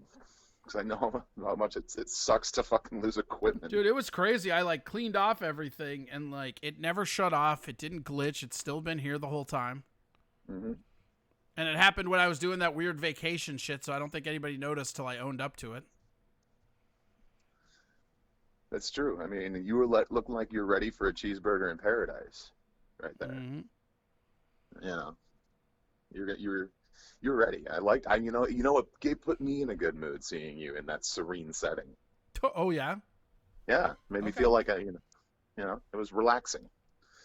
It was Corey AMSR. Oh, okay. Yeah. Kind of felt like that everyone has the right to wear sunscreen speech. That was very popular. That in the late '90s they turned into a weird top 40 song. Oh yeah. I know what you're talking about. Well, like when you're kind of having your little rant over the beats. So that was interesting. I liked it. Okay. I'm also I've been drinking for a while, so who knows? Oh, here we go. We're actually going to expand this. Hold on. I'm gonna have you in this. This is Elise Cole. She was our first guest tonight, and she actually put up a thing of her puppy for us. So we're gonna put that on full. Aww. So this was specifically, she tagged us in it, and she said this was specifically for us and fans of this show because we were talking about the puppy. Look at that little guy. Look at that little guy. That puppy's so cute. I want to give that puppy a puppy. Like, what the fuck? Yeah, right. I'm gonna be over here creeping into that puppy. That puppy is like that's unfair how fucking cute that dog is. Because I have the stream going so I can watch. Oh, yeah, get that shit who's a boy? Hi, puppy. Oh. Hi, puppy. Ooh. Hi, puppy. Oh God, my fingers! He's eating my hand! Ah! Oh, now you're gonna get this is gonna get the ratings up. You need more puppy content, Corey. Gotta use that green screen. Don't I fucking know it? Check this out. Watch this. Are you watching? Wait, hold on. We gotta exit that out. Check out this sweet like effects shuffle I do for my way up to you. Watch. Oh, time to get back over there. That shit. That's production value. I know you got the kids. The kids go nuts for that these days. I assume they do. Those kids should check out the Awful Service podcast, available on all streaming platforms. You can follow us on Facebook and Instagram. I'm trying to tweet her as well. Sure. I just saw you with, and they can see my. Oh yeah, right. No, the webcam layer was wrong. Like this. Yeah. Wait, hold on. There you go. Yeah, I fucking love that drawing that was done of me. Well, check it out. I have hair. Yeah, my fake mustache. Oh, don't you just you want my knockoff Jeff Foser wish hair, huh? Yeah.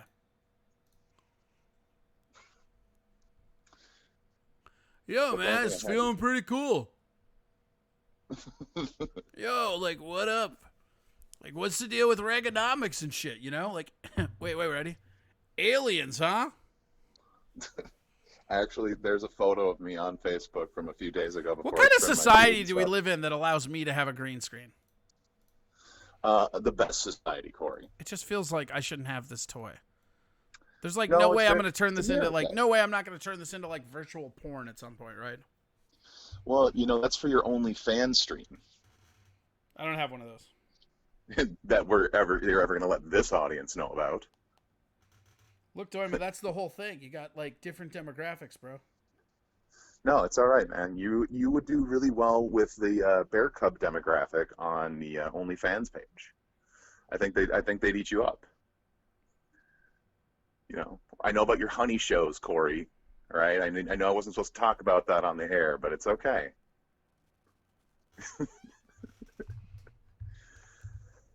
Anyway, so what else is new? How you doing? Well, bad now, thanks to you. I know. I had a few too many drinks and I spilled the beans on how you dress like the little bottle of honey. Hey. Excuse me, bitch? I know I shouldn't give away all the fucking surprises. Trade secrets, dude. Respect the fucking business. What is your problem? I'm on my 4th vodka soda. That's your solution. Have you been playing Rocket League? I have. I've been getting better. Good. Couldn't get much worse. Gotcha. All things considered, I'll take it. But yeah, no, I've been playing. I've been practicing. One more plug for the Awful Service podcast. One more plug. We release new episodes every Tuesday. You can find us on Facebook, Awful Service Pod, on Instagram, Awful Service Pod. Beyond that, we are on all streaming platforms from Spotify through iHeartRadio, iTunes, Google Play, all the good stuff. Me, your favorite guy who blacks out during these interviews, Joey Cocozello. And like I said, I think you should have other members of the show on. I think Smezzer would be fun on this. Yeah, I mean, if I want to Wags. bog my entire brand image on Bush League bullshit. Yeah. Oh, shit. That hurt, huh? No, but I just felt that was the perfect time for that sound drop. Oh, yeah? Oh, shit. I didn't even get to hang out in Graffiti Hall. Still playing with the backgrounds, huh? Always, man. I got like 2 shows now. We got the names coming out for the other ones and shit. Pretty crazy. Oh, there we go. Wait. We're gonna...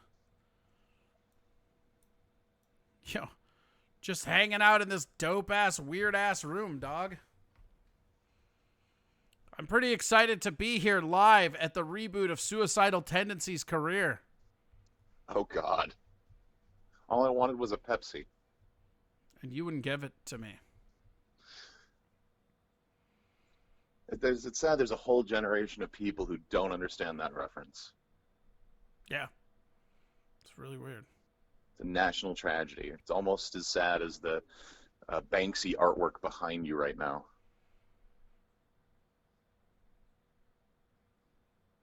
What's wrong with the Banksy artwork behind me right now? I don't know. I'm fucking drunk. I'm trying to. I don't know. Do I go baby face or heel? I forget how this thing works. Who knows with you, man? I mean, my baby face under the beard is a heel, but as someone has pointed out to me, I magically can have double chins and a beard at the same time. So, Is that accurate? Do you think that's fair? that's what I've been told. Someone told me that recently, so I think it's pretty true. What a weird, odd compliment to give somebody. It is. It's very odd. It's awfully specific. It really is, isn't it? Yes, it's very much so. All right, well, I'm going to cut you loose. I'm almost at the end here. Hey, no worries. Yeah, thanks for the promote plug. promote your podcast again. Again, Awful Service Podcast. Check out today's episode we released with Corey Adams. So if you enjoy Who the Corey's fuck stories, is that guy? I hate that guy. He's all right. I just figured I could I'd get at least a couple episodes out of him. Motherfucker. All right, goodbye. Thank you. Bye. That was Matt Doima. Go to the Awful Service podcast if you want to see more of me and him and all that shite. All right, bloop. There we go. Coming up on it. Let's do. All right, let's start rounding the bases home here. We're doing good.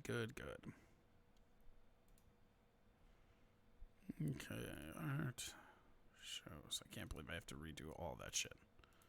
What a bunch of bullshit. Oh well. Oh well.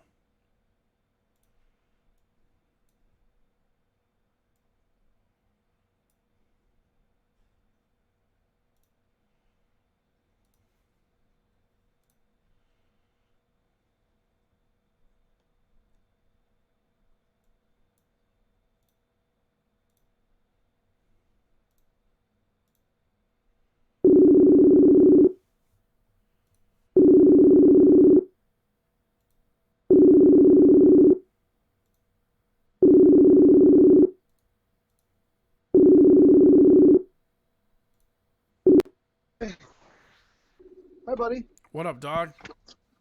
She goes, he's not calling you, is he? And I'm like, no. And then I look and I'm like, oh, yes, he is. Yeah, I'll do whatever I want. I do what I want. There's no fucking rules.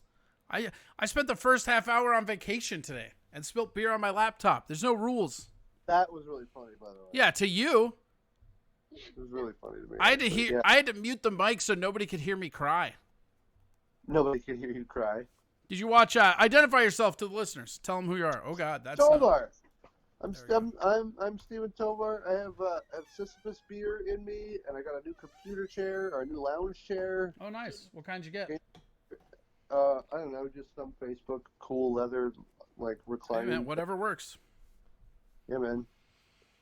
Who buys? Med City Madman says Tovar, the car wizard. Am I a car wizard? I don't think you are, but people do. If you are a car wizard, you're oh shit, here comes the money. Hold on, gotta dance. Here comes the money. Yeah, here comes the money, bitches. I can't hear it because I got the volume turned down. I just see your head bobbing. Yeah, but you heard it. You heard it all episode. Oh yeah. Spoiler alert, it's still that song that was annoying. Yeah, right. It's kind of a fun game. It gets a little old, but whatever. Well, that's why you got to change it. I mean, I'm not going to use that one. It actually literally got me a copy strike. Oh, It's so funny. Yeah, it's so hilarious what you can use on Twitch but can't use on YouTube. Who owns the Here Comes the Money? Like, really? WWE, that's entrance music. Oh, okay. Well, duh. Right. Here's a little known fact about me, guys. I don't pay attention to wrestling at all. Yeah, it's Shane O'Mac. Med City Man got it. It's Shane O'Mac. Yeah. What's going on, man? How's the weather? How's the weather where you're at? Real smoky. Yeah, me too. What do you mean where I'm at? You're like 3 blocks away from me. I know, man. Oh, man. There's a real southern storm front that rolled in on Highway 7. Also, here comes that money. Here comes the money.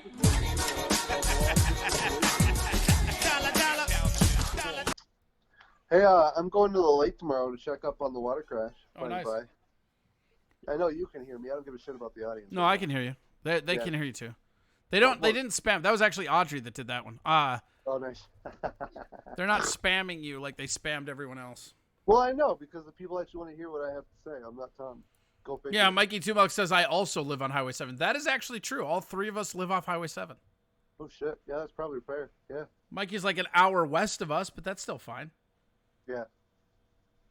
Same road, same town. Mm-hmm. We're actually kind of on the edge of the tail end of the show. I wanted to give you a chance to promote your thing tomorrow.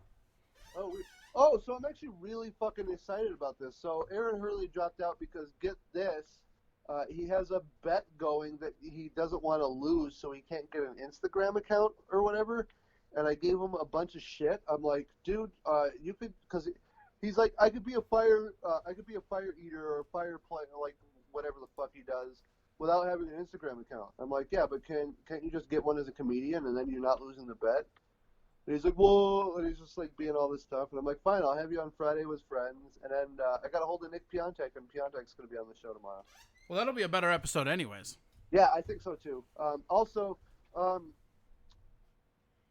figured out, did you invite your personal Lord and Savior Tovar? Well, good luck explaining that one, Pearly Gates.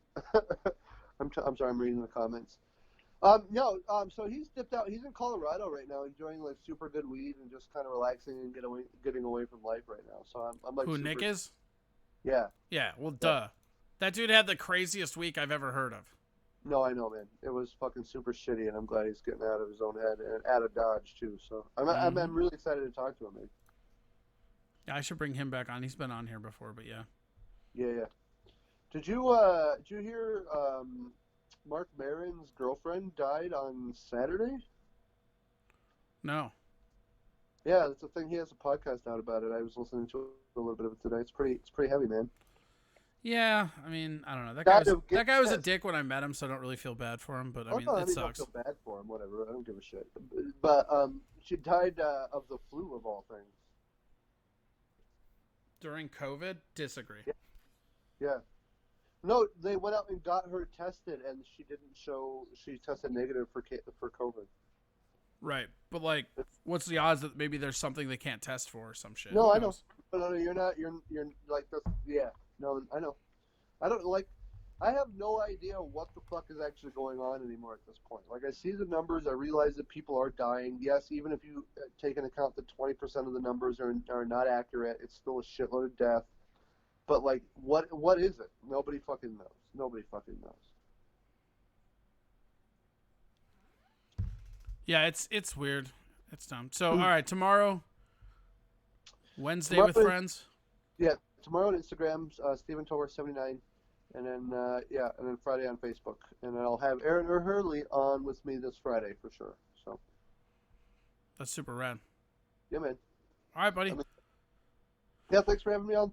Good show and shit. Yeah, man, for sure. All right, I'm gonna let you go because I'm just about out of here. I might spend some more time in paradise and then just get the fuck out. In paradise. You got an Xbox yet? No, why would I? You owe me an Xbox. I'm not gonna get an Xbox. Just checking. All right, word. Later, buddy. All right, man. Bye. Bye. Stephen Tovar, everybody. Yeah.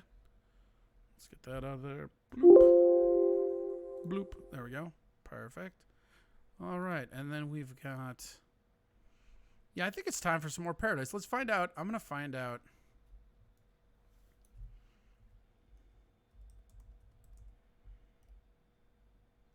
See if I can find this out.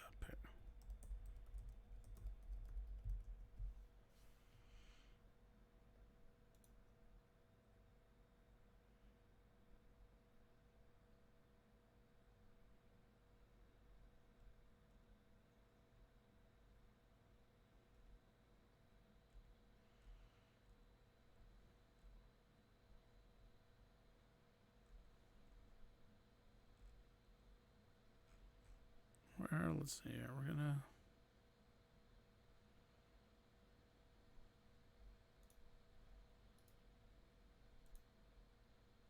Whoa, that's not right. There we go. That did it.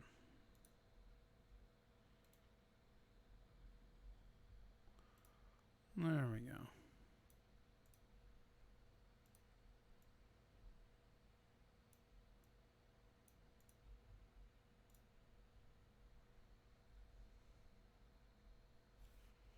Whoops. Where'd that go? There it goes. There it goes. We got it. Hold on. Hold on. I know it's just dead air right now. I'm sorry. I'm fixing it. Calm down. There. Now we go like that. And like that. And like that. Now we're going to go on this side. Actually, no. We'll clip me off right over here. It's like we're laying back on the ocean, baby. Just floating. Everything's good. That's what we're bringing you today. We're bringing you good vibes, man. We're having a fun fucking day. Sometimes people take their days too seriously. They need to step back and just fucking relax, man. Because, like, you know, The vibe is what it is.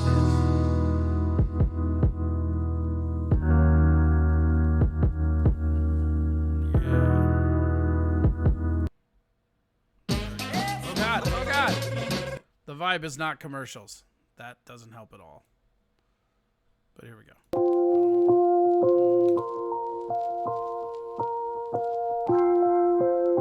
Here comes the money. Here we go. Money No, talk. damn it. Nobody wants Tobar. There we go. Giddy up, shut up. Welcome to the end of the show. I do need some pool rum, that is accurate. Remember, when life's got you feeling down, don't worry about it, man. Mikey, I see you trying to harsh the mood. I've muted the alerts. You can't do that. We're in paradise, baby. There's no troll in paradise.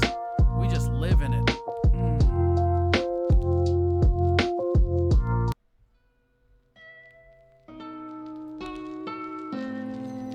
Yeah, do it all you want. I'm in the pool, baby. I'm in the pool.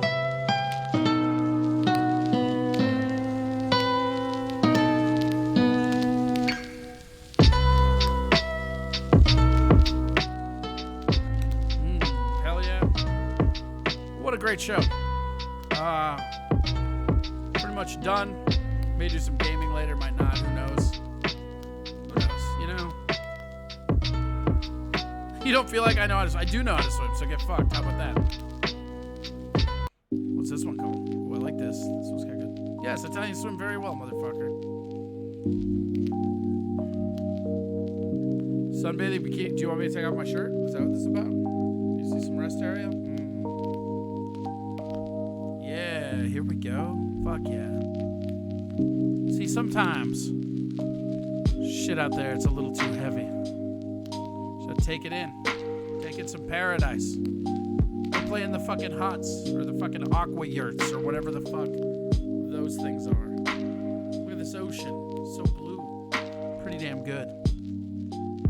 Yes, welcome to Fire Festival. Go to Venmo and donate to Corey Adam Comedy at Venmo for your tickets to the Fire Festival. Just take it in. Let everything feel relaxed. Let it all take you away.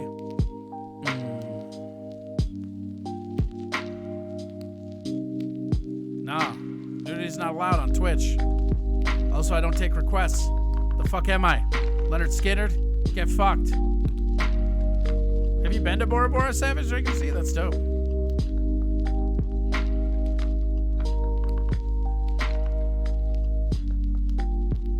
Not okay, Mikey.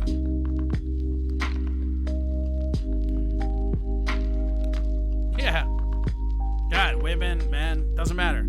Animals, Ellie. They're fucking animals. Yeah. It's relaxing.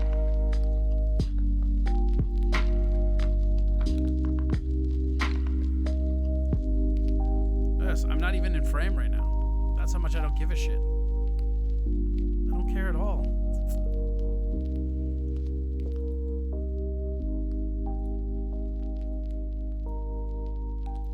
Just kidding. Back to the beach. Oh no! Where'd it go? There it is. Just gonna fucking... There we go. Alright, here's what we were talking about. This is what we're gonna tease all day long. Here we go. Who wants to see the logo of the new Steel Toe show that will be on next week? A week from today, we will be showing that shit. Are you ready? Do you want to see it? We're gonna go real quick. Press F if you want to see the new logo for the new show that starts on Tuesday. Steel Toe Show on Twitch. Also, don't forget, Steel Toe Show tomorrow. Steel Toe Evening Show. Steel Toe Show Thursday. Savage Thoughts Podcast. Steel Toe Show Tuesday. Adding in will be the Steel Toe Corey Show. Oh, check it. What? Look at that shit, huh? You know what, here, I'll even get out of the way so you can see it.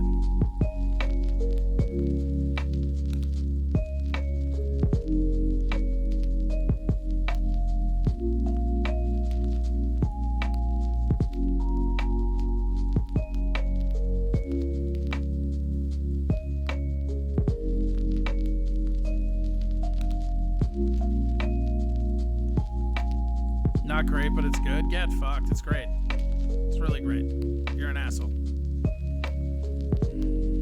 Proud of you. Yeah. We also have a name, and we have a thing for this. We'll fucking do it all. You guys have been awesome. Thank you so much. We will see you next week. You know what? I'm gonna turn the alert box. Alerted up in paradise, baby. Nobody cares. We'll go over to this side.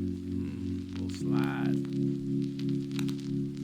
Yeah, it's a brand. It's a steel toe brand. That's what it has to be. Here, boom.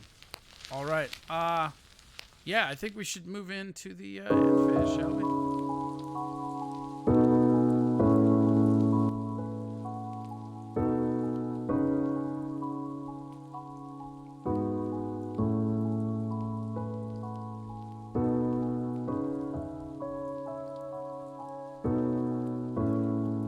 Well, we did it.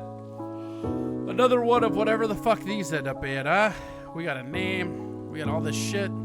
You guys have been awesome. Don't forget.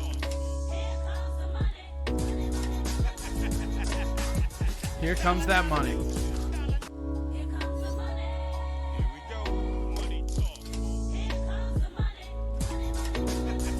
Yeah.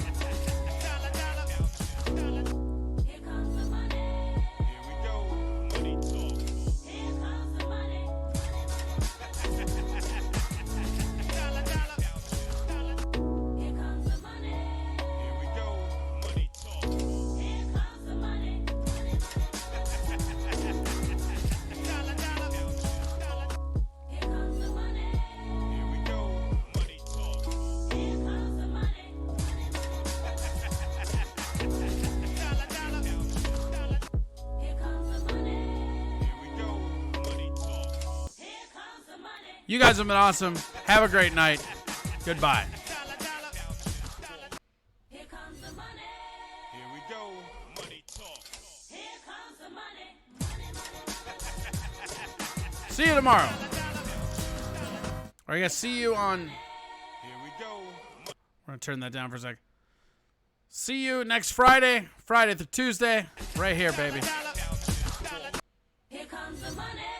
Here we go.